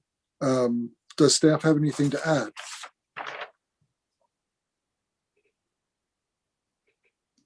No, thanks. Sorry. No, that's good. Again, is there any person in the audience who would like to add any non-repetitive information or evidence about this matter? Seeing no one, the public testimony portion of this. Oh, I'm sorry. Council, do you have questions of the staff or public? Seeing none, public testimony portion of this hearing is now closed. Council may now begin its discussion and deliberation of this matter. Council. I'll make a motion. I move that we adopt the proposed resolution amending the TIP for 2021 through 2026 and authorize the mayor and staff to execute any and all necessary surface transportation block grant paperwork associated with the Finning Road shared use pathway. Did I miss something? That's Wait a correct. And also the University and Reese Creek signalization. Oh, and also the university and Reeser Creek. Second.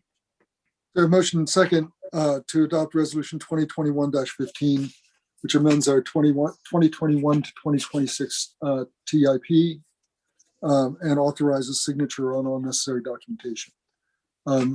Is there any further discussion? I would just say that I think these are terrific projects. I think they're unique, but they both have very practical applications. So I appreciate the work staff's done to chase down the funding for these. Great, I do too. We do have a motion and second to for resolution and documentation. Any further discussion? All those in favor? Aye. Aye. I too vote aye. That motion carries. Thank you. Thank you, Derek. Thanks. So we're now at 9A. This is on page 114 in your packet. This is introduction and adoption of ordinance, the Ellensburg Business Incubator Purchase and Sale Agreement. Thank you, Mr. Mayor, Council. It's the introduction of a resolution. As you know, the Ellensburg Business Incubator Building was both constructed and has been owned by the city for a little over 30 years. During that time, we've had different partners involved in the management of the incubator building. There's been some very successful businesses that have come out of that project, but over the past 15 or 20 years, there's been quite a bit of investment in that building also from various partners, including the EBDA, the city itself, and the county's distress county sales tax being used for a variety of reasons, including maintenance and repairs and landscaping services. EBDA, doing business as Centrifuge, has been managing the property for about the last 4 years. And as you'll recall, earlier this year, they came to City Council with a request that council surplus the property and then put the building up for sale and potentially use some of the proceeds for various potential economic development projects. The property was surplus by council at the April 19th, 2021 meeting. After that was completed, we went through a process to put the property up for sale by sealed bids. Those were advertised in the paper and on our website and various other methods. Part of that advertisement for bid was to ensure that we also reserved a utility and access easement at the sort of northern boundary of the property. A minimum price based on market value and appraisals was set at $550,000. After the bids were open, the high bid was received from Steve Gunn in the amount of $710,000. That was made as a cash offer. Since that time, I've been in negotiations with Mr. Gunn's attorney for the purchase and sale agreement, which is attached to the resolution as Exhibit 1. And we've agreed essentially on all terms. We have some details to work out in terms of the existing leases.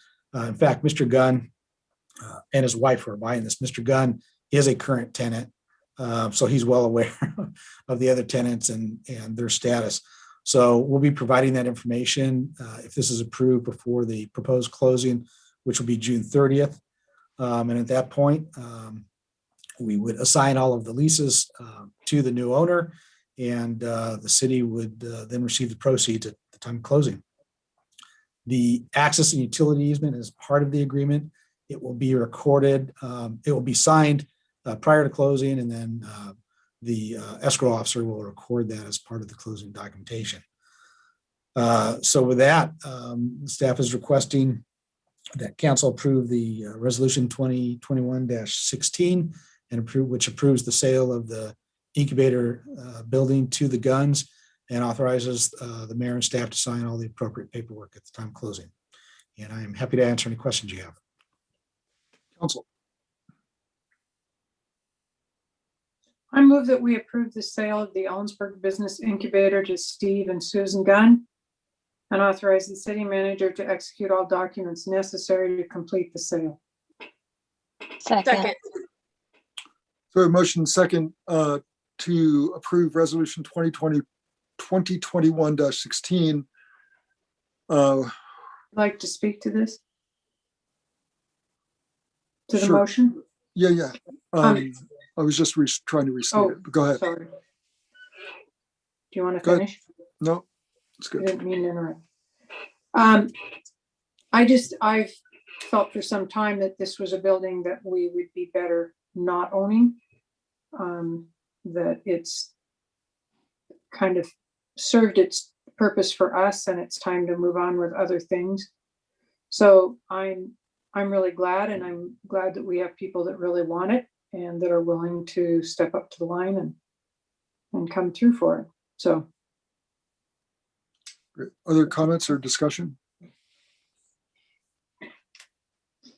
We have a motion second to approve a resolution 2021-16, which authorizes the purchase and sale of the former incubator building and as surplus property owned by the city of Ellensburg to Steve and Susan Gunn, and authorizes the mayor and city manager to execute the agreement and associated paperwork. Nancy, did you have something? Yeah, I thought of a question. So we had discussed putting the proceeds from this sale into an economic development fund. But we haven't talked about how we would get to the parameters of what we could use that for, or I'm assuming it's not just going to be open-ended, that the council is going to want to make some decisions about who can apply for the money and how, and what, how it's going to work, and what the intent is, how we define economic development for the fund, that sort of thing. Is that? Yeah, well, I think what we could do, and Terry, Yeah, we had talked about that actually, and there was a specific direction that's not reflected in the resolution or in the, I think we could move on the resolution, and then if you wanted to have, if I may, and then if you would like a second motion that would at least identify the dedicated fund, in essence, that those dollars realized from the sale of the building would be dedicated to economic development, with council to review and determine priorities or whatever. Mr. Mayor, if I may. Do it. Huh? I'm sorry, I interrupted. No, go ahead. I believe that at the time you surplus it, there was that discussion about putting the proceeds into a dedicated fund. And my understanding is that then it would sit there until such time as council was presented with economic development opportunities and would decide whether those funds were appropriate for expenditure out of that fund. So I don't think, so I think the first part of what you stated has already occurred, and that these will go into a dedicated fund at the time of closing, and won't be available for use until such time as council approves a plan for their spending. So we can certainly come back and okay. So I appreciate that. I just wasn't. I was asking about the process of deciding how the funds could be used. So I think we can come back with that conversation. Yes. But I wanted to make sure, and as Terry's indicating, I want to make sure that, to your point, your first point, which was the money is to be directed toward economic development for the city. And then we need to establish the parameters and the priorities or process. That's 3 Ps. Okay, so we do have a resolution and a motion, a resolution that has been moved and seconded. Is there any further discussion on the resolution? All those in favor? Aye. I too vote aye. That motion carries. Thank you. We have no unfinished business. We have new business. This is 11A. We're on, actually, I'm not sure my agenda is corresponding to page numbers in what I'm seeing online. But this is 11A, Affordable Housing Commission recommendation on city property contribution for affordable housing. Do we have a staff report? We do. Thank you, Mayor, members of council. This is Jamie Ailing with the Community Development Department.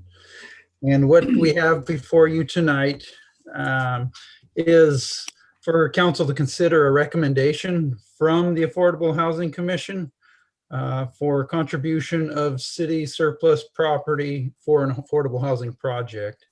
The Affordable Housing Commission has set up an open process to allow people to apply for sales tax funds and/or city properties when they are available for affordable housing projects. And on February 17th of this year, 2021, the city did receive an application from Stalder Interests requesting acquisition of city surplus property that is located at the corner of First and Pine, also commonly referred to as the community garden property.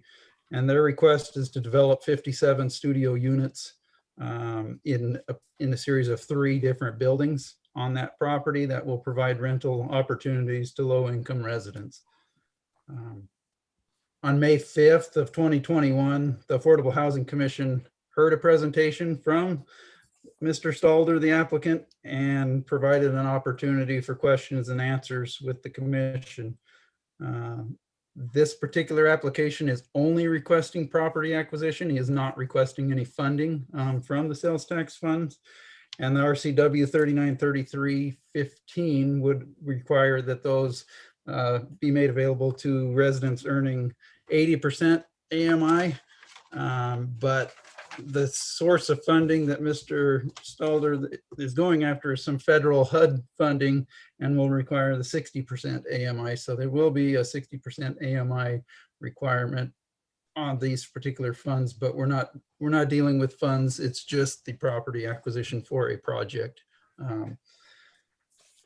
Staff was at that particular meeting and listened to the Affordable Housing Commission and is bringing forward that recommendation to council on their behalf, and would recommend that council authorize the mayor's signature on an award letter to Stalder Interests and direct staff to initiate contract negotiations with Stalder Interests upon receipt of a signed acknowledgement of conditions. And with that, I can stand for questions.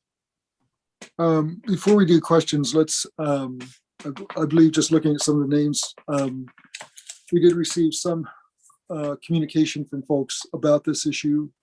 And I believe there are also people that would like to speak to it that are on this. Now, Sarah, and let's do it, if we could, a couple things. We'll, because I'm not clear how many folks would like to speak to this. I'd ask that you give your name, address, whether you're representing yourself or others, and let's do 3 minutes as we start. And then also ask that folks, if you be sensitive to others, and also present information that's not necessarily repetitive of those who have spoken before you. So with that, Sarah. Hello, Sarah Amrani here, 7790 Cook Canyon Road. I'm representing myself. I agree that we need affordable housing, and I'm not necessarily in opposition to this. Like, I'm not opposed to it. However, I do think because there's a community garden right there, and community gardening, having access to being able to procure your own food is very important, especially to low income community members. And, you know, it can be enriching to senior citizens, et cetera. And so I just wanted to put it out there that I hope if we do move forward and Stadler does acquire this property, that we make sure that we replace the community garden somewhere in like the general area, because there could be people relying on that for physical or mental sustenance. So I think that both are very needed. Both are wonderful ideas. And I just hope that we can find space to make it all work. And that is all I have to say on that. Thank you very much for taking the time to hear me. No, thank you. We have April Binder. Hi, my name is April Binder, and I live at 102 South Pine Street, right down the street from the community garden. The City of Ellensburg Affordable Housing Development Program aims to serve the following populations, including those with mental illness, veterans, senior citizens, homeless, families with children, persons with disabilities, homeless young adults, and domestic violence victims. While a subset of these may be served by having more studio apartments in town, the current plan appears to prohibit families with children, and by having only walk-up access units, may also prohibit many senior citizens, a large number of those that are in need, according to the city's own interactive website. The website shows that 440 elderly households and 340 small family households are currently in rentals and are cost burdened or extremely cost burdened at this time. One of the ways stated by the Housing Development Program to meet the demands of the area is to include a wide variety of housing choices, including single-family homes, duplexes, apartments, and studios. The application in question has 57 studio apartments with only 3 ADA units. I am unclear how this will address the various needs of our community, especially in a location that is walking distance to a daycare, an elementary school, and a middle school, which would be ideal for small families, or walking distance to town and local transportation system, which would be good for senior citizens. Furthermore, the proposed development is adjacent on 2 sides to a residential office zone district, primarily consisting of historic single-family homes. The proposal does not match the density or living demographics of the area, and it seems unreasonable to put the highest density development right at the edge of the zone rather than having it be a transition piece. I would ask that the City Council review and reconsider this application and the needs of the community for the lot at this location. Thank you for hearing me at this time. Great, thank you. Next up, I see Kara Gabriel.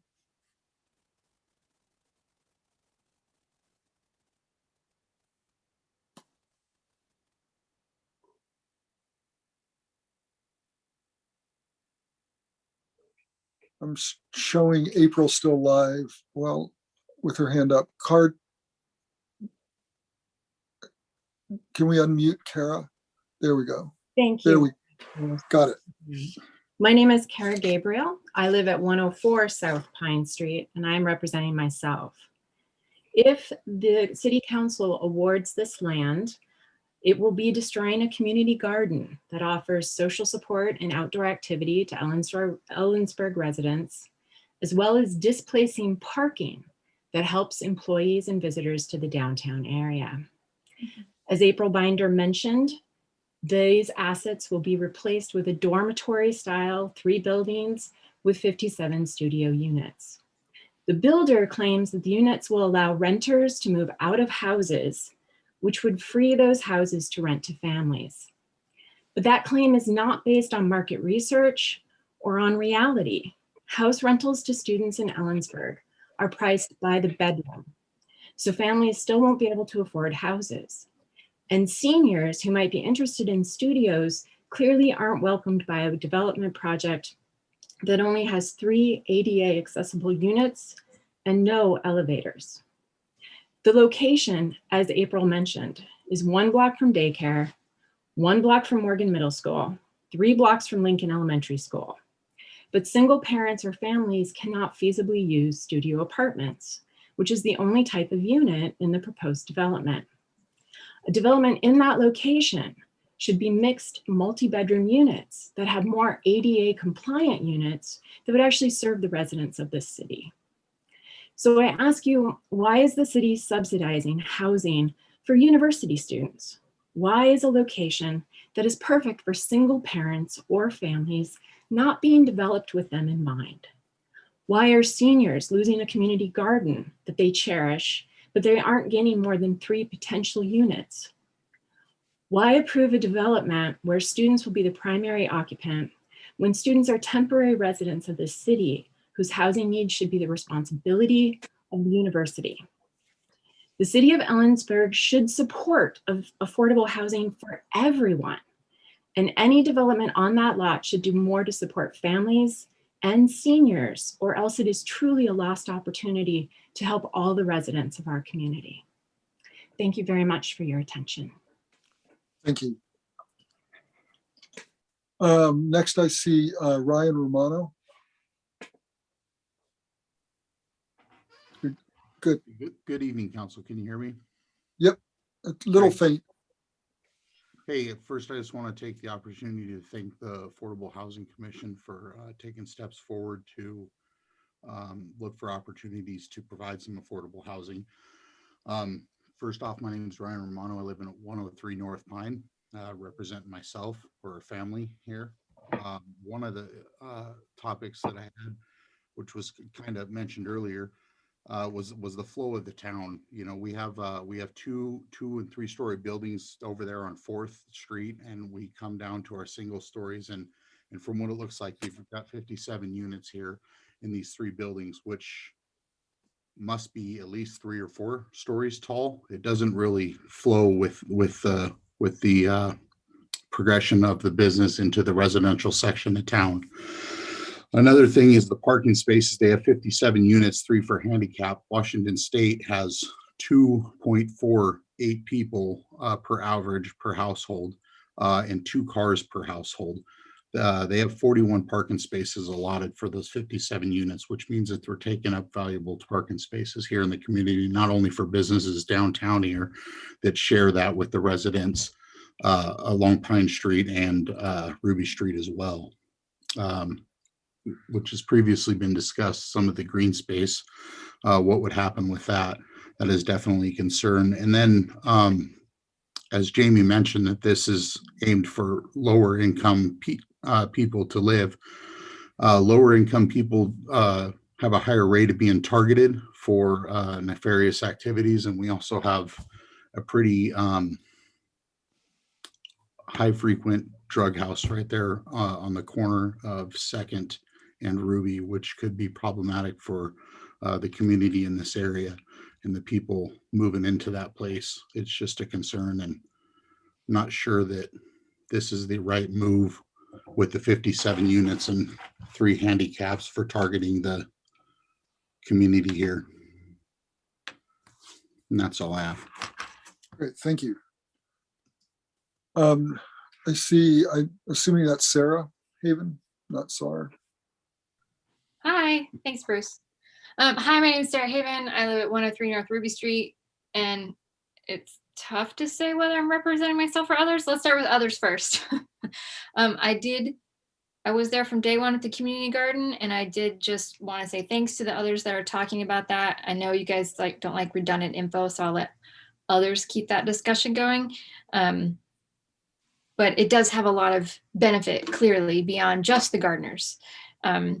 So I'll let others keep that thread going. I wanted to talk a little bit about, I was concerned about the affordable aspect of the housing project.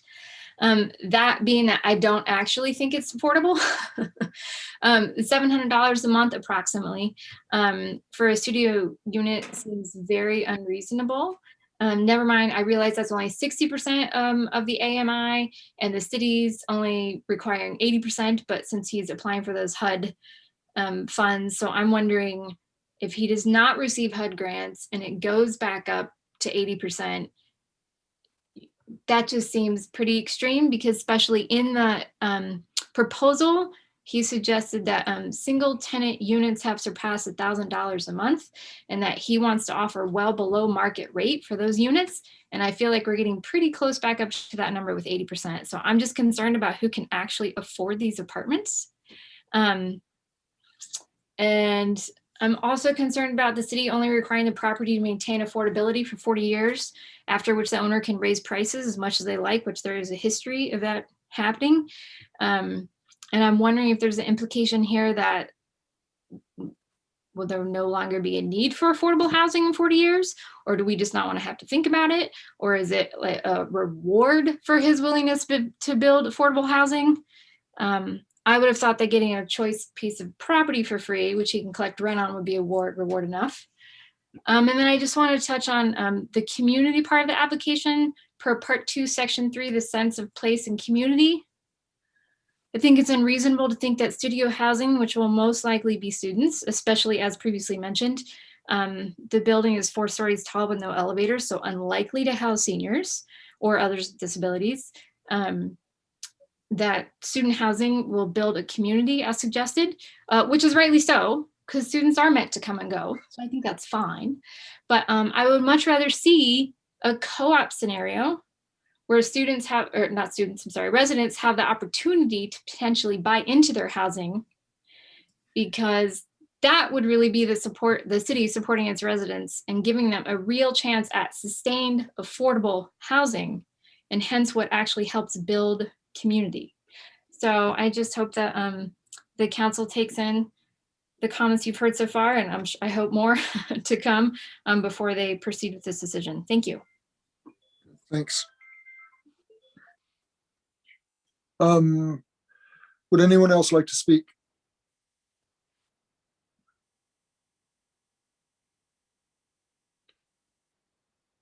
Susan. So I've got Susan Merrill, Karen Stansberry, and then Paula McMinn. Susan? Hi, good evening. Thank you for letting me speak. I live at 105 North Pine Street, across from the community gardens. I am representing myself. I wasn't planning on speaking, but I just wanted to mention a few things. I know that this piece of property has been slated for many years for apartment development. And it seems like if we are going to have, if the city plans on having apartments there, that it seems like a good use for affordable housing. That being said, I do want to mention a couple of items.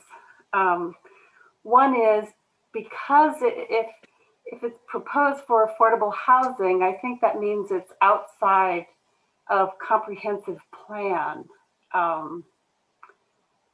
regulations or codes, or I don't know if that's true or not, but that's one thing I wonder is how much the current comprehensive plan weighs in for whatever proposed apartment development is there.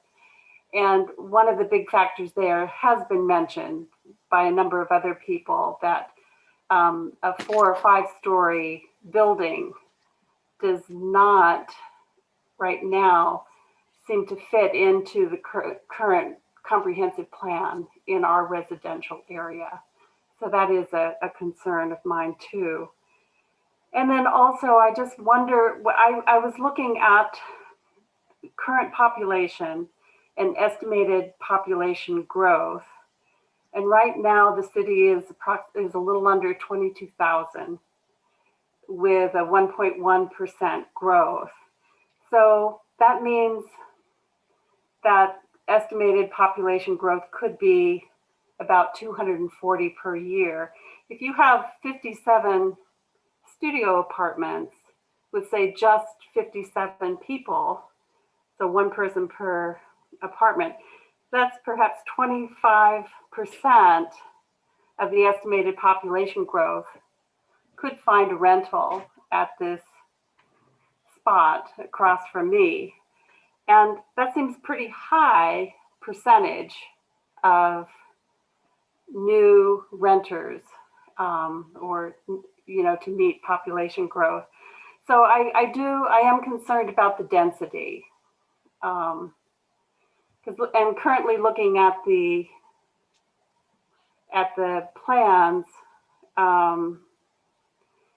with 4 or 5 apartments per story, we are talking about a 4 to 5 story building. Anyways, it just seems like it's a lot of development for a small footprint. Thanks, Susan. That's 3 minutes. Okay. I just to respect, I appreciate your comments and observations. Thank you. Let's go ahead and Karen Stansberry. And there you go. Should be good. My name is Karen Stansberry, and I live at 101 North Ruby Street, which is right on the corner. And I'm representing only myself. And I would just like to address the traffic situation in the neighborhood. It has been mentioned that there were the 4 schools, and that includes the Bluestone Academy of Cosmetology. And there's one church, a dental clinic, and the public library. And this means many cars and trucks and school buses, along with the children and adults walking. And since I'm right on the corner, I can see this. There's lots of kids on bikes and skateboards. And I don't think the neighborhood needs any more traffic. And I'm wondering about the parking lot behind the proposed unit, housing unit, how the cars are going to get, how the cars will exit. If they will have to go across sidewalks where children are walking. And so my main, or not my main concern, but there is a real concern about the traffic. And I think everything else I was going to say has already been mentioned, except I don't like it that there's no green space, there's no commons. And so how would people get to know the rest of the neighborhood if there was no place to meet people? So, and again, when I found out that it was probably going to go to affordable housing, I guess I was thinking of a 4-plex or a 6-plex or townhouse or a co-op. So that's all. Thank Great. you. Thanks so much. Let's see, Tiffany Harlan. Hi, my name is Tiffany Harlan. I'm at 101 South Pearl Street, and I am representing myself. I am just going to be very blunt about the situation. I feel that having that many low-income studio apartments is going to open the doors for a lot of drugs and unhealthy living. I myself live in low income housing and I am very grateful for it. I do, however, see what happens in low income housing, especially if a unit is set up for one person. I just think it could get really ugly, and especially, you know, being close to the schools and everything, it's just, to me, it just seems like a really bad idea. And, you know, I'm not educated on all of this, what's happening, what the criteria will be for people who are potentially living there. I myself am 5 years clean and sober. So having lived that drug addicted life and seeing what it can do to a community, I just think it would be a setup for a big flop house. So that's just my personal opinion, and maybe something hasn't necessarily been mentioned so bluntly. So that's it. Great. No, thank you.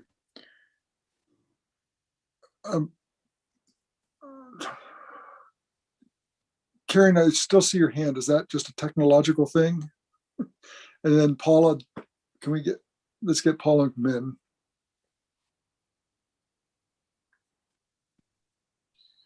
My name is Paula. I'm representing myself. I live at 2000 North Alder Street in Ellensburg.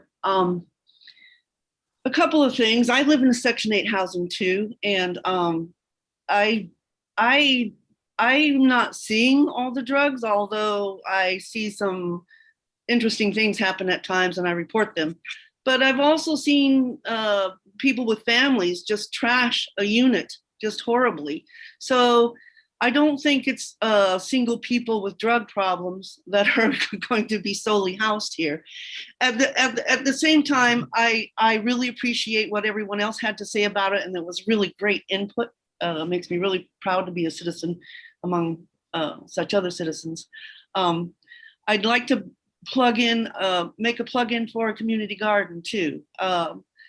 As a person who is poor, I do garden because I also have enough knowledge to know what I put in my body is extremely important for my immune system.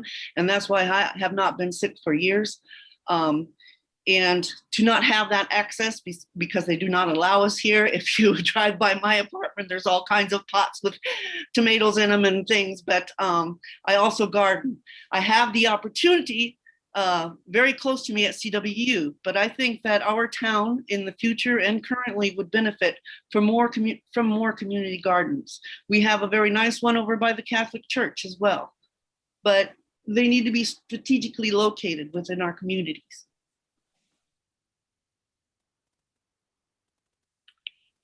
Thank you. Is that okay? Great. Thanks, Paula.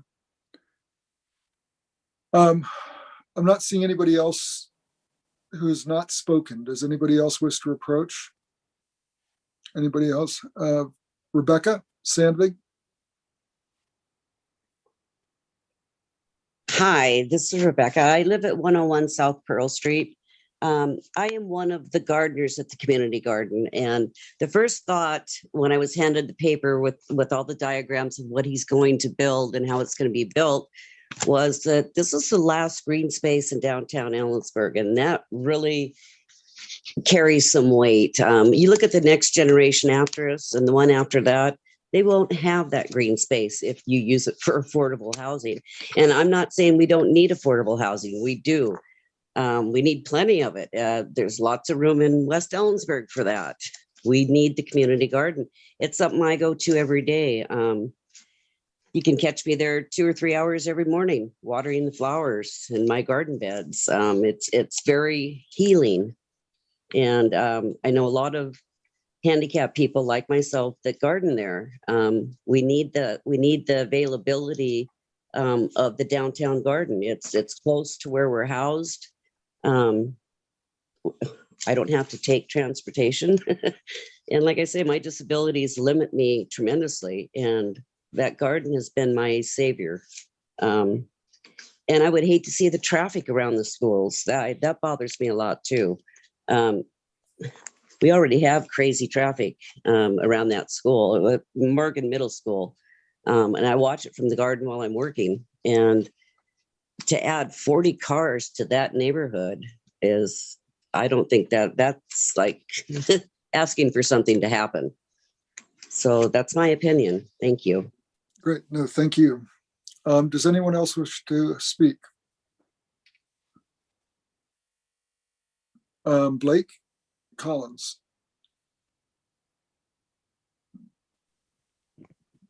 All right, so I've been sitting here listening to this, and I found myself kind of being in a conflicted.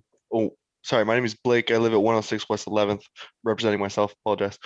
I started off thinking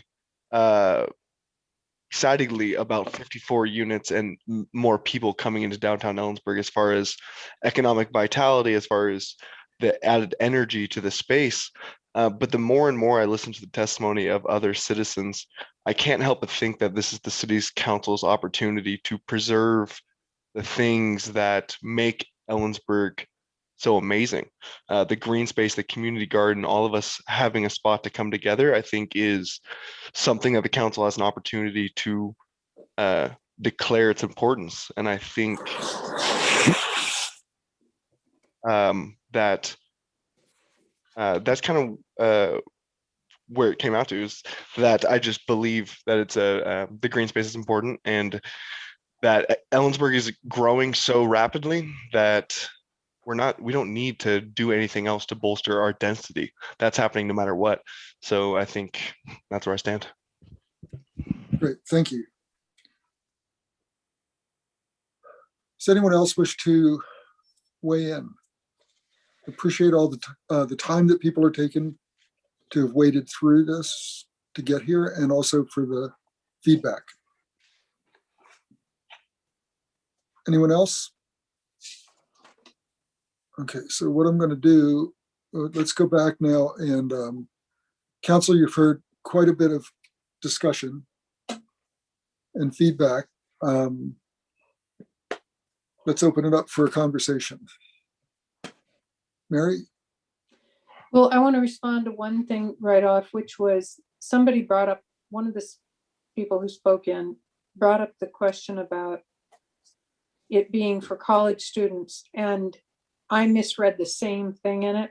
and so I'm going to speak to it, which was that it's simply the developer's experience with managing and having multi-unit buildings. So he's had 40 units that were rented to students. Is what it actually says. It doesn't say that he's planning to rent that to students. Just because it's not correct what I thought and what apparently the other person thought as well. As far as the community garden, it was my concern when we agreed to make that a community garden that we'd run into exactly this issue, which was people being upset when we did something else with that property. I think that it was the thing I specifically brought up, in fact, when we talked about doing the community garden there, and I think others will remember that. Because I knew that then people would be invested in it and wouldn't want it to go away. I don't know what to do about that. I don't, we do the best we can with what we've got, and they've had several years there. The third thing that bothers me is I must have missed that he was only planning on parking for 40 vehicles. Judging from what I'm seeing, I would say that to think that every unit wasn't going to have at least one vehicle is probably not realistic. Maybe they won't, but a lot of them will have a vehicle of some kind. My concern has been that the library parking area, the overflow parking area for the library, which is often used for library events, will end up being sucked up into parking for the housing. And that's not what that parking lot was intended for. So I think that needs to be addressed in some way. I understand these are preliminary and we get to come back and revisit the whole thing several times, but those are some of my concerns about this whole plan. Thanks. Yeah, David. Yeah, I guess I'll echo the tail end of Mary's comments or Councilmember Morgan's comments, and I'm going to need a little bit more clarification about process. And I guess what we're being asked, as I understand it, looking at the staff request, is to authorize entering into negotiations or an award, conditional award of the property. What I'd like to know, and maybe staff could weigh in on this, is I have a lot of concerns about the proposal as it's been presented, but I don't know that now is the time to get into the weeds on the building designs. But at the same time, I don't want to waste anyone's time, including the developer, the applicant, if they're proceeding under the assumption that what they proposed is perfectly acceptable. Then at the tail end of the process, we say, no, we really don't like this and this and this. My concerns, and some have already been mentioned, I think the density is an issue. Lack of green space, not even considering the community garden, the lack of open space for the development as a housing development is a concern. The parking, I agree, is far too light.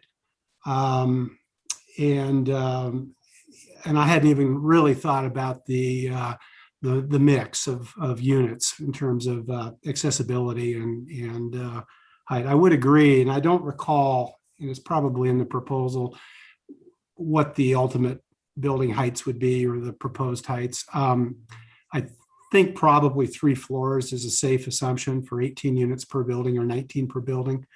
That does seem tall to me. As far as the community garden goes, I was also on the council when we approved that, and it was clear at the time that it was property that likely would be used for some other purpose. I think we were all upfront about that. So in that sense, the decision to allow the use was fairly considered to be temporary, but I don't think it was a mistake.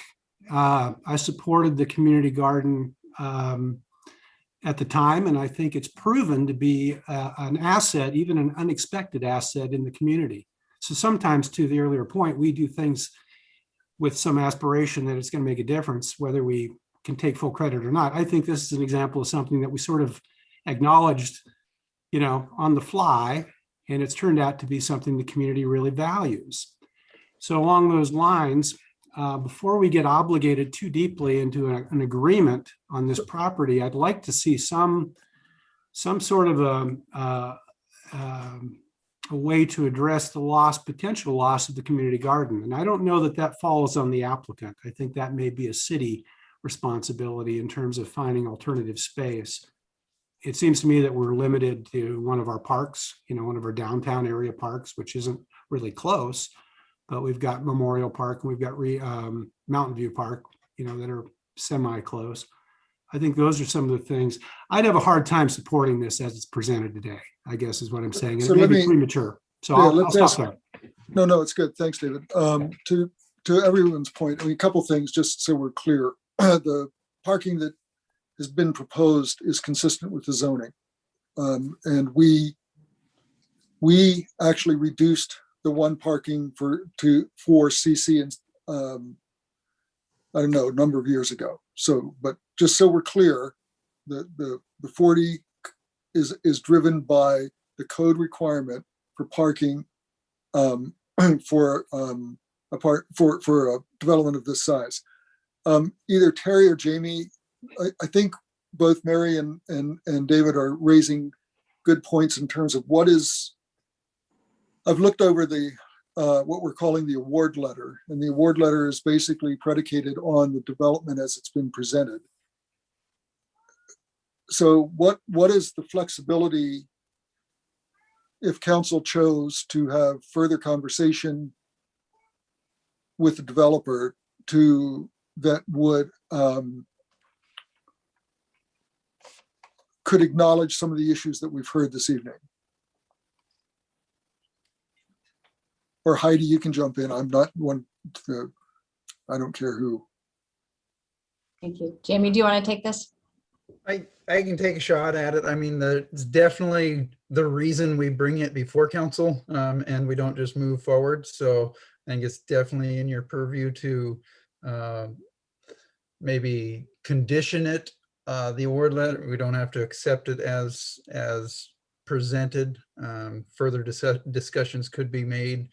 You could you could decide, yes, we want to move forward with the property, but we want to come back with future discussions predicated around number of units and how we can address those. I know there were recommendations that needed to be brought out that came forward from the affordable housing, as far as they saw that too, with only 3 ADA units wasn't really acceptable. They wanted to make all 12 units on the ground floor barrier free, and the applicant had said that was easy to accomplish.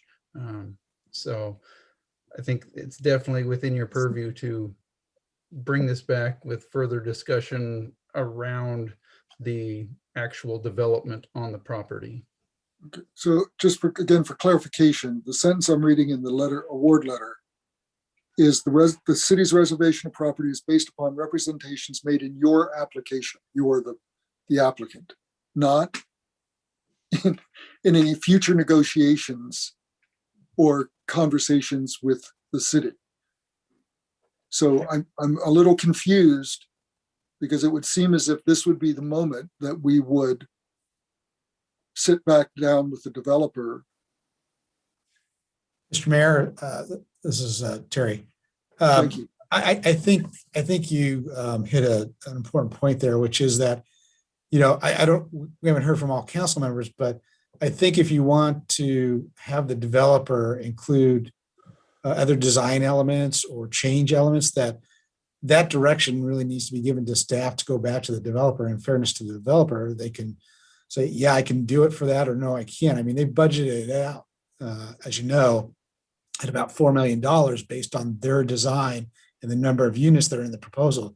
So if that's going to be changed, the developer needs to be given an opportunity to state whether they can meet those conditions or not. But staff really needs to know what it is that council desires to go back to the developer to discuss. Yeah, no, I appreciate that. And I guess I would just suggest from having sat through the conversation and with Jamie's observation, there was quite a bit of discussion on universal design and accessible units that's not reflected, nor was it subsequently negotiated with the developer, Terry, to your point. So yes, the developer indicated that he could do 12 accessible units, but there's nothing in what we have in front of us that indicates either the desire of the Affordable Housing Commission or a subsequent conversation with the developer that indicated he would incorporate that into the design. What's in front of us is 3 ADA units, right?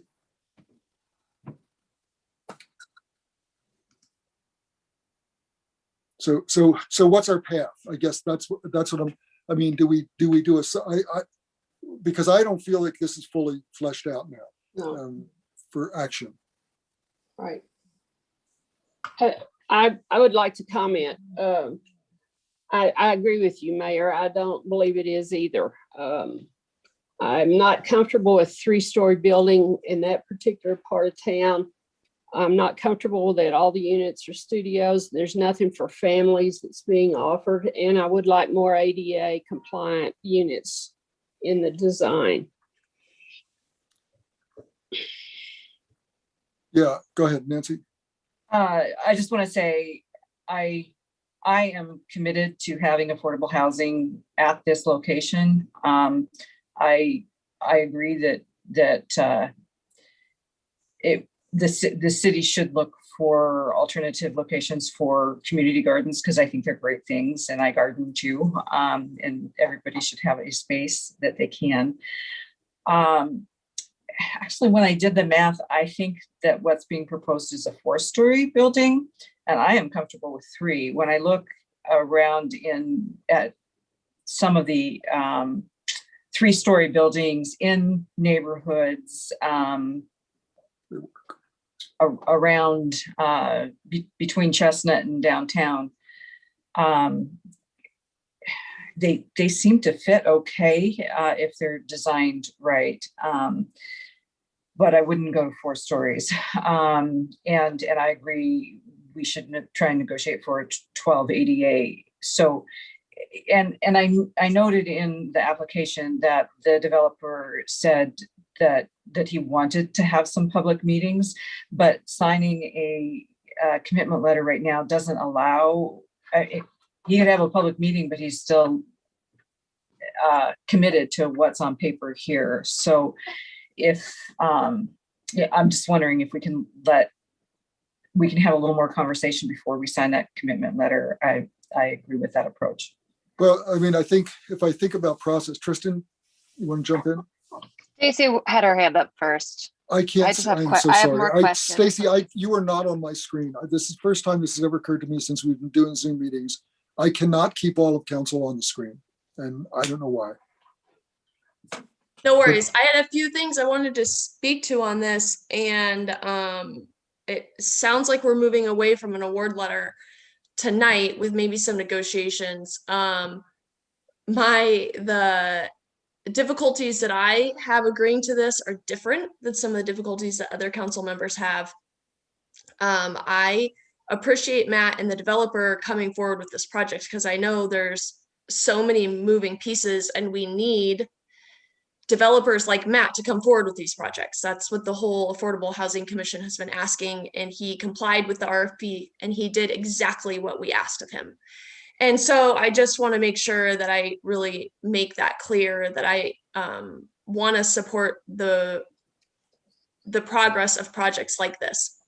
I've never supported this. I wasn't on the council when particular lots were identified for surplus, and I don't support this particular lot being surplused for affordable housing. I just think capping rent rates and creating a high density area of affordable housing in your downtown core, I don't think it's the best use of city assets. And I think selling the property or offering a different lot for affordable housing would be much better use of city property and taxpayer funds. I support Matt's project and what he's trying to do, and I really don't take issue with the parking or the height limits, because all of that is part of the zoning in the area, and the things that we have said we're okay with incentivizing higher densities, height limits, reduced restrictions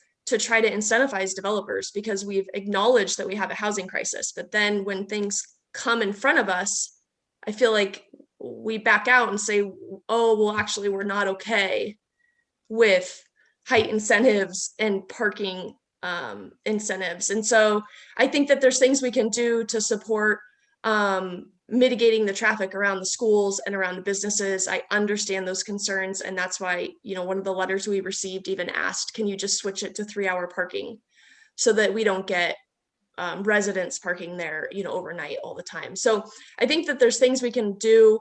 I support affordable housing. I honestly, my support isn't tied just to affordable housing. I think we need this many 1-unit houses in the city to help our housing crisis. And whether or not we need to give the developer a piece of land to incentivize him, or if we need to change the development standards to support him in doing this in any location in town, I just think that we need more housing.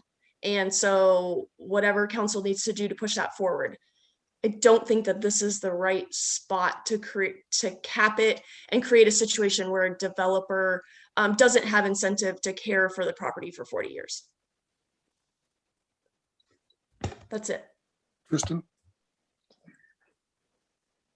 We heard some really good comments and suggestions from the public tonight, but I think what took a while for me to understand, and what I'm not sure our community understands, is we don't get a lot of proposals, right? So out of how many months, years we've had incentives and we've had the surplus land available, we don't get some of the great proposal idea. We don't get to pick and choose from a plethora of beautiful green space proposals that also are affordable housing. So so I agree with Stacy's comments that this met what we asked for, and then it comes in front of us and we don't like it. So maybe we need to all sort of reevaluate that. That being said, there were some really compelling statements from the public tonight, and I agree with the rest of council's decision that I'm not quite ready to say this project as it exists today is good to go, but this is a complicated process that we keep making more complicated, and we're not getting a lot of wins here. That's it. Mayor, if I may. Yep. My recommendation, this is a new process. And so this is ultimately, you're sort of building the plane as you're flying it. So I would just offer that maybe this is a topic that we can bring to a study session to talk about our intents, and so we can bring some information to you and some options to you. And we can do that in the next couple of meetings, if you'd like. Council, I think that all the issues that everyone has raised, we have done study sessions.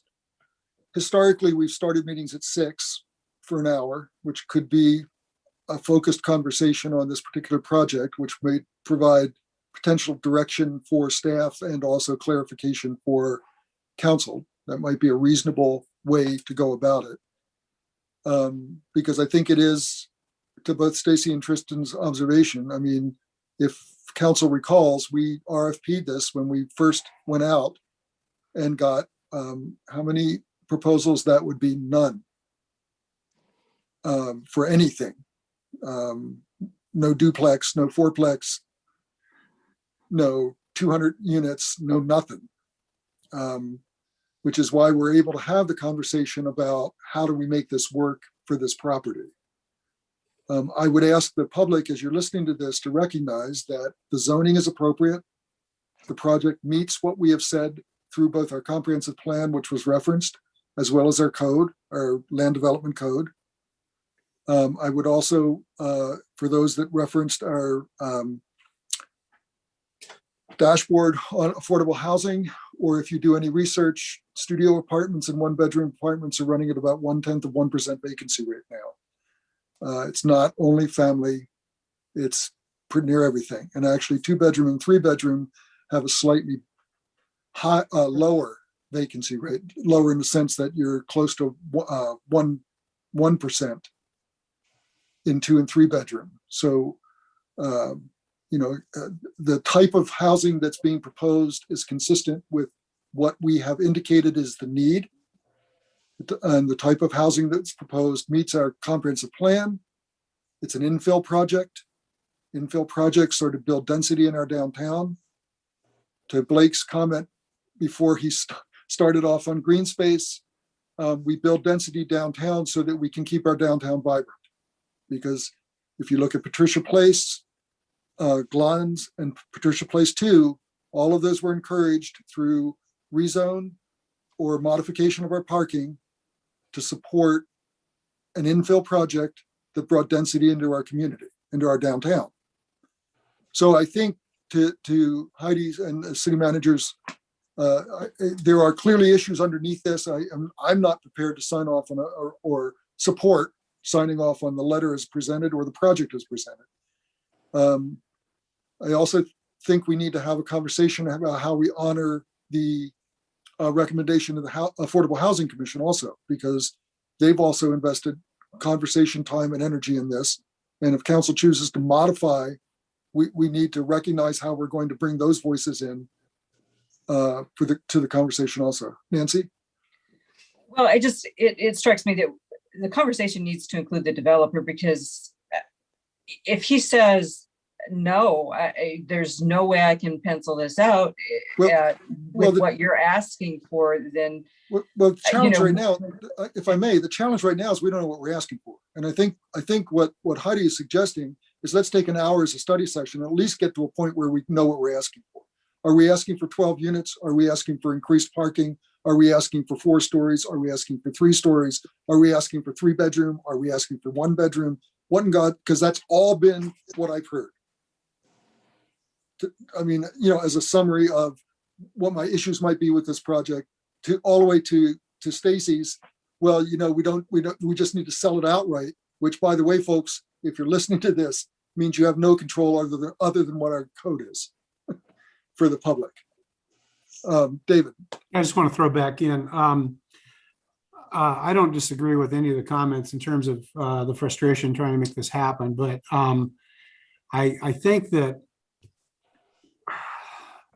yeah, we can all, we're all talking density, but I think the question is how much density. I think there's a lot of daylight between low density, single and multifamily versus a higher density multifamily project. And I don't think for this category of housing, there is one template that we can always go to. And to your point, Mayor, what do we want? Well, keeping in mind that in our community, we've got one project that's just coming online with multifamily housing. We've got single family homes being built in another part of the community. And this, so we can't just say, I don't think we can say, well, it has to be so many 3-bedrooms, so many 2-bedrooms, so many 1-bedrooms. But I do think as a design aesthetic, we can sense if something is too dense. And I think we also need to recognize that the goal for a project like this is that when it's completed and when it's occupied, it blends into the community. It isn't a standalone area that says, oh, this is our affordable housing neighborhood. This ideally we want it to blend into the neighborhood. And I think to the points earlier about the transition from high to low, I think we've got to keep that in mind. I think a study session is good, but I don't think that study session is going to give us the roadmap to answer these questions on every single project. I think we have to have a collaborative design discussion, and that, to the earlier council members' points, that includes the developers, it includes the Affordable Housing Commission, it includes the council, planning commission. And it may really be part of what we need to talk about just generally. Yeah, for a study session. But so we can work together to put a study session together either by the next meeting or the meeting after. Because I want to again emphasize to the folks that provided input that part of the reason that we're having the depth of this conversation is because of the input and the time that you just invested to provide feedback to council about the nature of the project and and what was occurring in your neighborhood. So I want to thank everybody that took the time to provide that feedback. The study session would be a more informal session with council. I'll work with the city manager to structure that. We'll also notice that as we get it set up. I don't know that we'll be able to pull it off by the next meeting, but I would suggest probably the first meeting in July would be if you're going to tentatively put something on your calendar, that would probably be the one to do it. Mr. Mayor? Yeah. Hi, Terry Weiner, City Attorney. I might suggest you do have a recommended action, and clearly, based on what I've heard, it seems like it would be appropriate for there to be a motion to deal with that recommended action, which would be to perhaps not enter into the award letter at this time and instead schedule the study session for the first available council meeting. I just where you have an action recommended out there, and there won't be a reflected that there was any motion or vote taken either for it or against it. So Terry, that's an interesting approach. But if you want to then give us the motion, and maybe somebody can make that. I'm sorry, Mary, go ahead. Can I make one other suggestion? You keep talking about a 1 hour discussion. We've already been at this for over an hour and a half. Yeah, so that makes it. So I don't think an hour is going to cut it. Well, and the 1st of July or the 4th of July or whatever it is seems like an odd date to pick. Well, we can push it out to the 2nd in July. Thank you. Mayor Tab, this is Stacy. I don't know if you can tell that I'm hoping to speak. So I want to also, though, bring it to our attention that there is a community member that's also the developer that has a lot writing on this decision. And so to push that out 30 days, I mean, he's applied for HUD financing. There's a lot that depends on him. No, I don't believe he's applied for HUD financing. I would be shocked if he's not pursuing this as quickly as possible. I understand that, but having worked with HUD, you need to secure your site before you can apply for HUD. So there may be a timeliness issue. I don't disagree with that, but it would be premature to believe that there's an application been made. Okay, you're right. That's my concern. My concern is that my point was that I think this application is important to him moving the process forward. Understand that. I'm trying to be sensitive to people's schedules and the ability to organize the conversation in a way that's productive. And I'm recognizing that there will be people not available prior to the next council meeting to frame this, which is why I was suggesting July. Can I ask a question about the study session real quick? Yeah. So we heard from staff, from Jamie, that although I'm not sure I saw it reflected in the staff report, that the Affordable Housing Committee had some concerns about the proposal, but they weren't addressed. So it seems to me that those concerns need to be incorporated into our study session. Oh, absolutely. I don't know how we do that. Well, we have to go back to the minutes. I mean, absolutely, David. That's part of the frustration what I'm suggesting to you is we're typically, when we have a report from the commission meeting, we have the concerns that were raised by the commission, the actions recommended by the commission, and none of that's reflected in the report that was put in front of us. Okay, so I just wanted to say that for the record. So no, absolutely. I think the only thing we're grappling with is timing for the study session. And to Stacy's point, honestly, I don't see us being able to coordinate a meeting by I'm losing track of whatever date we are. The 21st. 21st. I honestly, that's going to be an absolute stretch for staff and staff resources to be able to pull that together in a coherent way that gets us productive. So the reason I suggested the first meeting in July was that would give us an opportunity to go back to the affordable housing minutes. It would give us an opportunity to incorporate their issues. It would be an opportunity to provide a framework for the discussion. And then that was the suggestion. That to me was the first date for a council meeting, unless we want to just do a special, which we've done. Right. So, I mean, you could do June 28th as a special.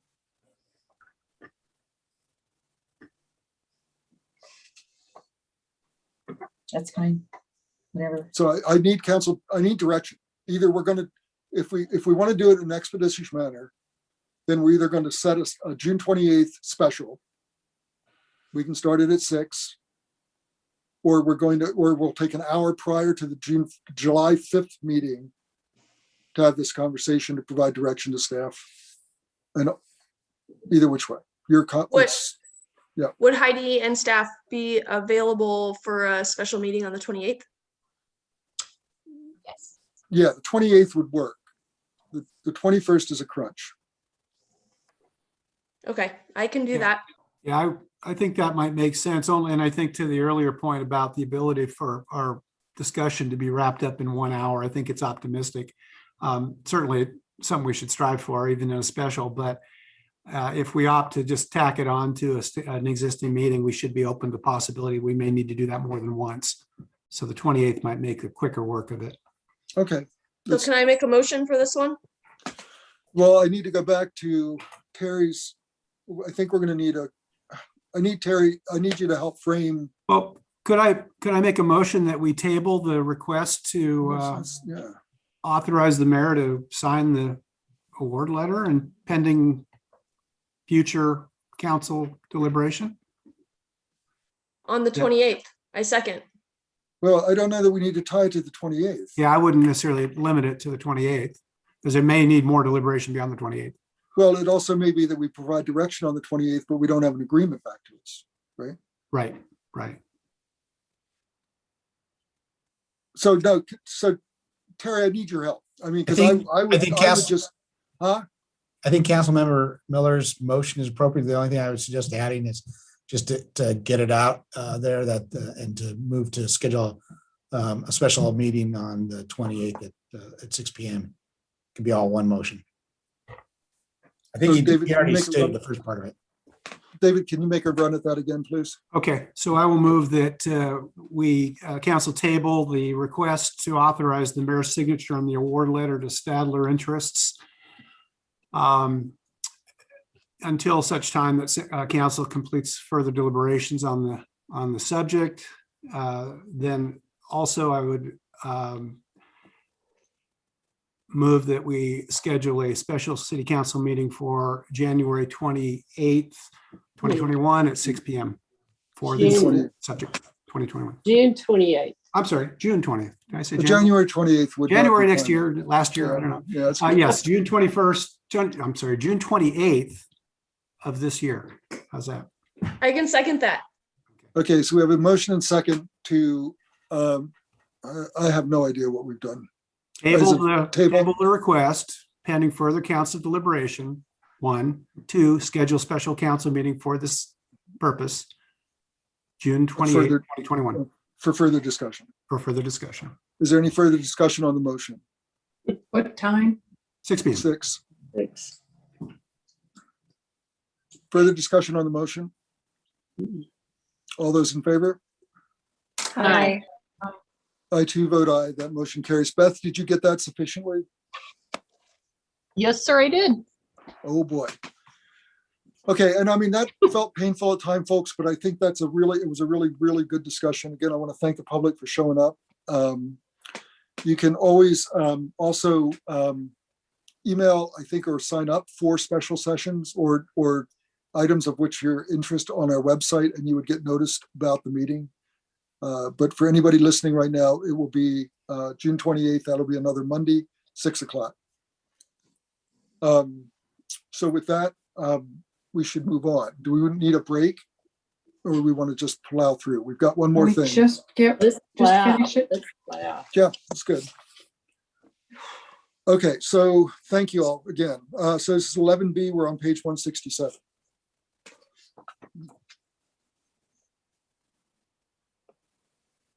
Jamie, run away. Yeah, I'm here. I'll try and do better on this one here. So this is Jamie Ayling, Community Development Department. And what we have for 11B is a notice of intention to commence annexation. We received an application, a notice of intent from MTA Holdings for 4 parcels that are approximately 20 acres in size total at 805 Anderson Road. These properties are all adjacent to existing city limits, and would the request has been made to add these additional 20 acres into the city so that they can proceed with a future development. We do have 100% of the total assessed property value signatures on the application, and therefore we're just asking council to consider this notice of intention, set the annexation areas, and I would encourage those to be set to the 4 parcels, plus including the right-of-way for Railroad Avenue or Anderson Road, whichever it changes right in that general area, and determine whether we should require the assumption of all or any portion of existing city or town indebtedness, and we would recommend that it comes in with the industrial zoning designation, which is consistent with our comprehensive plan in this area. Great, thanks. Council?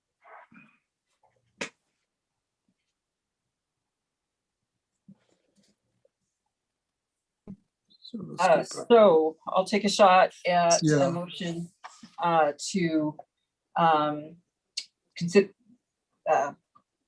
consider the notice of intent to commence annexation, setting the annexation area shown in the attached map to include parcels 916833, 69863, 70863, and 528633 plus street right-of-way, adjacent street right-of-way, and also simultaneously adopting zoning of industrial light, and including any or all portion of the existing city or town indebtedness by the area annexed. Second. Okay, we had a motion second to commence annexation proceedings, setting the annexation area shown on the map and included in our packet. At the same time, we would ask that adoption of the zoning is provided in agenda report, which would be, I think, IL, and that the annexation shall assume all or any portion of existing city or town indebtedness within that area. Is that close enough? Is there any further discussion? I see someone with a hand raised, Blake Collins.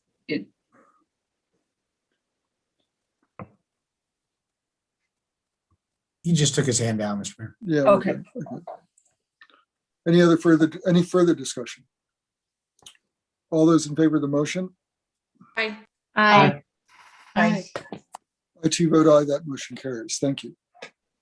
That then, believe it or not, brings us to the manager's report.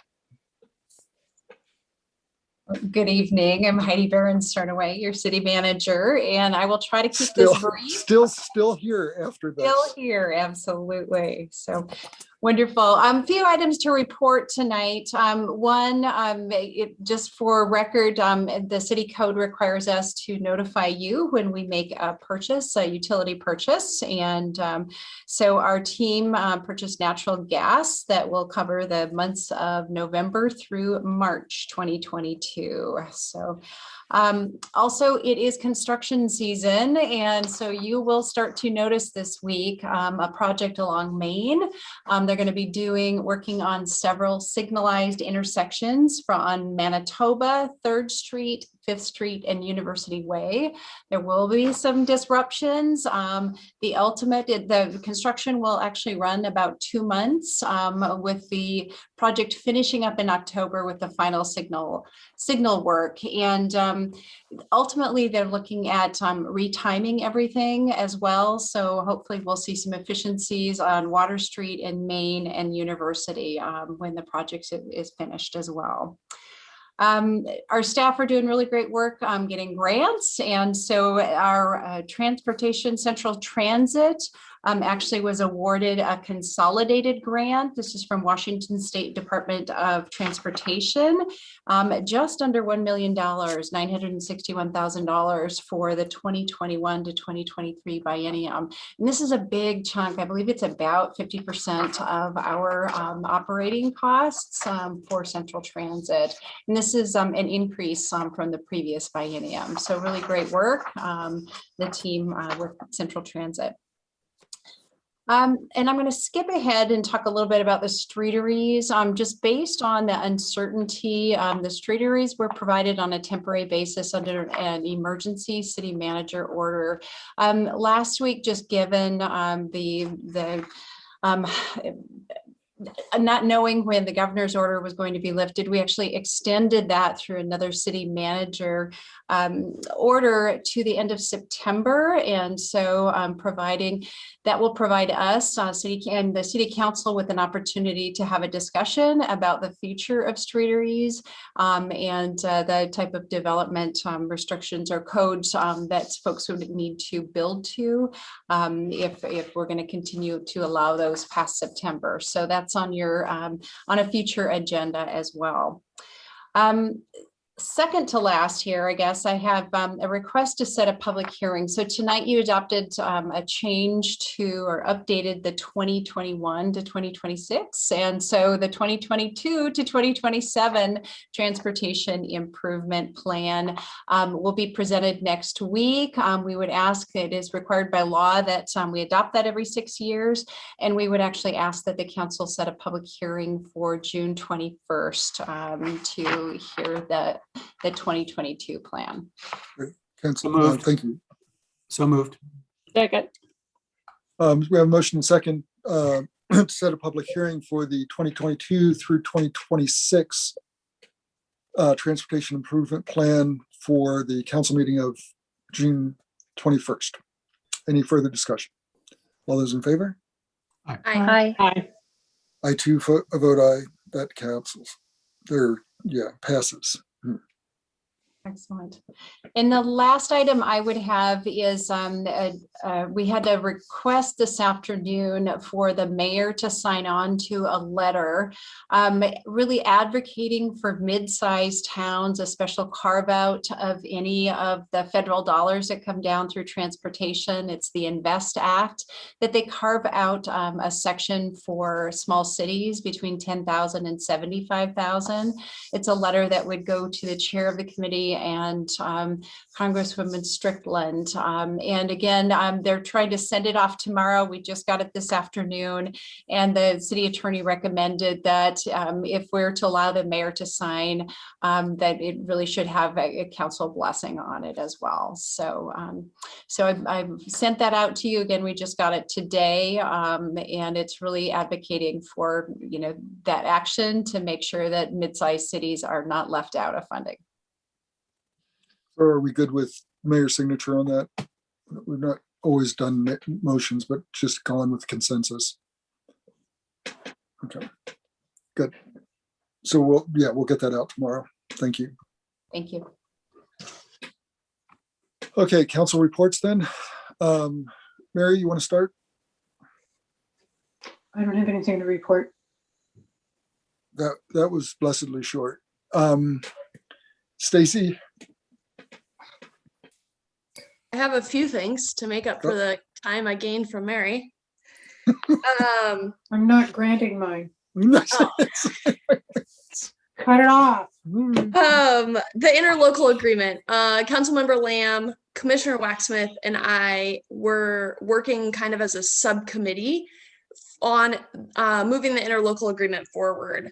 And since Heidi's come on board, the subcommittee's talked. She's met with all the commissioners, and we are at a place now that we can hand it off to the city manager and staff to get some of the administrative pieces done and just tie up those loose ends. And then Heidi's expectation is that it should be back in front of us before the end of a summer for approval. So I just wanted to update everyone on that, and that Councilmember Lamb and I are no longer working on that. And the other thing that came up tonight that I wanted is, we talked about creating guidelines for earmarking the funds for economic development. Is it appropriate to form a subcommittee to work on that so that we can actually get something in front of us quickly? Because that sale is going to happen, and that money people are already requesting for their projects. So I'm not sure what the process is or what staff is going to be able to work on that, but it just seems like something maybe that could move that process forward more quickly. So why don't we do it this way? Council, once we've just set a special, why don't we try to tack it on, look what that agenda looks like, and see if we can get that done at the same time? I'd prefer a full council conversation, because I think there have been almost as many thoughts about what economic development is. And yeah, so if council's willing to do that, maybe we give ourselves a couple hours on that special, run 6 to 8 as a tentative. Work? Yes, no? Yes. That Okay. works good. Good. Okay. Thanks for bringing that up. Yeah, I just would like to see that not fall off. And then the last thing I wanted to bring up is I will be relocating with my family and will no longer reside within the city of Ellensburg. So I will be resigning my seat on the last day of July. Okay. And that's, So we better get all that stuff that you're working on done pretty quick. yeah, there's a sense of urgency. Cool. Thank you. Tristan? It's hard to follow. No boards and commissions meetings except for my meeting with Mary and staff about boards and commissions. So Right. I'll just say very quickly, I think that it was Councilmember Morgan, Heidi, and Lori, and it was positive and productive. Staff came with benchmarks of what other cities and counties have done in the state. If there's some sort of consistent way that boards and commissions are handled, the answer is no, but it did give us some ideas. And so we'll meet again, and there will be some recommendations coming in front of council in the not too distant future. Great, thanks. Nancy G? Yeah, I had my meetings with Law and Justice and the Utility Advisory Committee, and the DEI Commission has met a couple of times. Everything seems to be going well on all of those. Good discussions on the Utility Advisory Committee about various projects. And our staff are doing a really, really good job of keeping us updated on things. Community Recovery Fund continues to meet, although our funds are dwindling. I'm hoping, I don't know, I'm still hoping that we can get a little money from the city when we figure out how we're going to do our money that's coming in. But it'll be interesting to see if there's still a need for this committee based on everything else that's available in the community right now for rental assistance and utility assistance. But anyway, we continue to meet. We've had some We've had a number of Hispanic clients, and I'll just tell you that not having an interpreter makes it hard to do business and get things done. But we had some volunteers step up, and it's made it a lot easier. So learning some things about what works best for the Hispanic community that I think will be valuable to us in the future in terms of communication. I've been helping plan the Race Unity Day celebration on Sunday. It's from 2 to 4. It will be held at Unity Park, and the theme is equity in diversity. I think it's going to be a good program, and I'm hoping we'll get a lot of people out to participate. And the fact that the first thing we're doing in Unity after we've named Unity Park is Race Unity Day is kind of neat. So I hope you'll come again Sunday 2 to 4 in the park. Then I attended the Sperling Court grand opening last week, a new affordable housing complex that was constructed by Hope Source.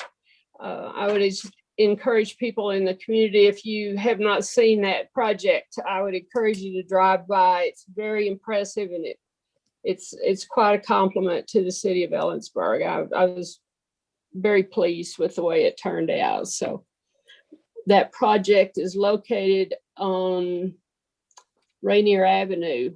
You take 15th to Rainier and turn left on Rainier, you can't miss it. So it's a really great project, and I think it's going to be great for our city. Thank you. David? Yeah. I also attended the Sperling Court ribbon cutting dedication, and I agree. It's just finishing up the last pieces of landscaping. They're moving residents in. The space is filled up very quickly, according to the folks at Hope Source. To the earlier discussion about affordable housing and density and design, to echo Councilmember Goodlow's comments, go out and take a look at the project, and you can get a sense of space and community. And that's sort of the point I was trying to make, probably not very well earlier, but I think that there's a lot of interpretive space there, and I'll leave it at that. I did want to mention, though, we were given tours of some of the units there, and they are very nice units. But in one of the groups I was with, I was escorted by some of the developer group, the project managers and others. And we were just talking about process, and I just wanted to share that they were very complimentary toward the staff at the city of Ellensburg in terms of offering assistance throughout the process. And that includes Kirsten's shop and community development, but also public works and engineering. So I just wanted to let everyone know, we often hear that Ellensburg isn't really developer friendly or business friendly. We hear that kind of rolled around pretty casually, but I can tell you that that's not what I heard in this case. So kudos to everyone who had a hand in that. Councilmember Goodlow and I were reminiscing that we were on the county's affordable homeless and affordable housing committee when the money was first earmarked to get the process started. And we think, from the best of our memory, that was about 2015. So to the point of we need to get affordable housing like yesterday, we all understand that desire, but this is an example of a process that was complicated and took a lot of time. So more than anything, I just came away with a true appreciation for the dedication of those who made that happen. And there were a lot of people. So thanks to all that. And I agree, go out and take a look at it. I think you'll be pleased. I attended the Washington Community Forestry Council quarterly meeting, and main topic of conversation is with the recent passage of the Evergreen Communities Act. There's going to be some significant updates and upgrades in the community forestry program. And I've had some preliminary conversations with our city manager about wanting to get a fresh look at our tree inventory. There are grant funds that will be available. Other communities are are taking advantage of to update their tree inventories and really bring them into the GIS world. So I think there's an opportunity there. I attended the County Homeless and Affordable Housing Committee meeting. Unfortunately, we didn't have a quorum, so we didn't have any official business. We are currently involved in evaluating scoring one grant application for a program. And then I also attended the Landmark and Design Committee meeting, and pretty routine business on COAs. I noted that and we've had some conversations in the community about the streeteries and the policy and the development, and I think that it's going to be an interesting conversation, and it obviously would involve Landmarks and Design as well as Planning Commission and Council. So there are a lot of opinions on that subject. I think it's going to be an interesting conversation. That's all I had. Nancy? Yeah, I attended the Lincoln Elementary School groundbreaking, as well as took a tour of the Ida Nason Aronica School, which is going to be really fun to see that open and finished. The Utility Advisory Commission approved the stormwater plan, which often comes to council, but they decided to just have the UAC approve it and check the box for public participation there.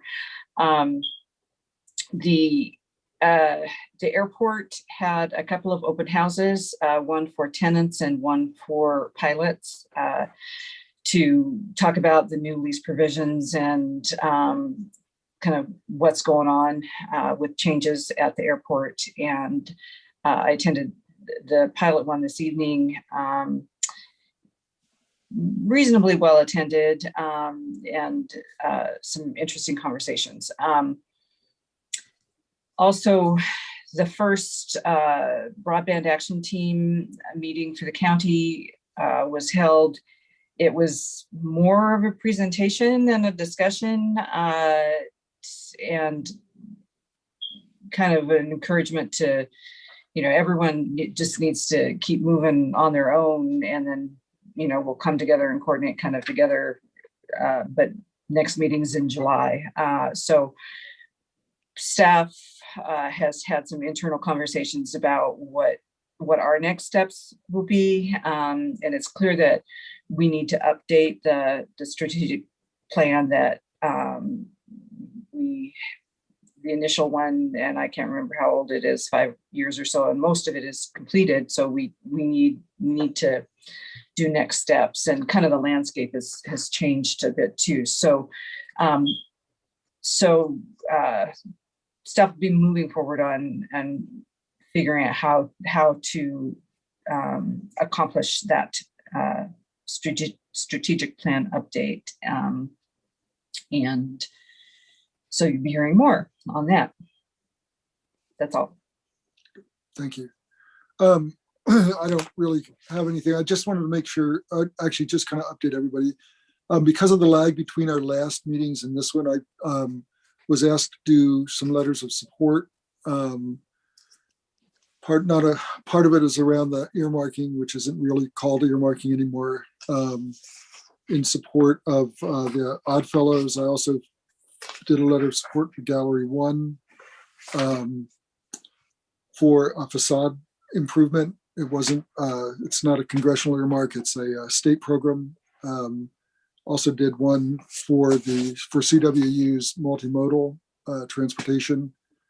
That was that they are asking for federal money.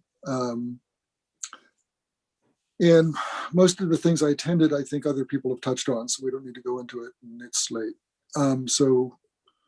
With that, I think we could call it a night. I want to thank everybody, if anybody's still hanging out there in the public, for taking the time to let us know your thoughts and your issues. It's incredibly helpful. I want to thank everybody on council for your willingness to put it out on the table and say, let's have this conversation and see if we can get to a place where we make it work. If we don't have those conversations, we roll forward. And the way we get to something that works and is the kind of dialogue that people on this council are willing to have with each other in a respectful way. And that's huge. And that's greatly appreciated. So with that, I thank you. Have a great night, and we're adjourned.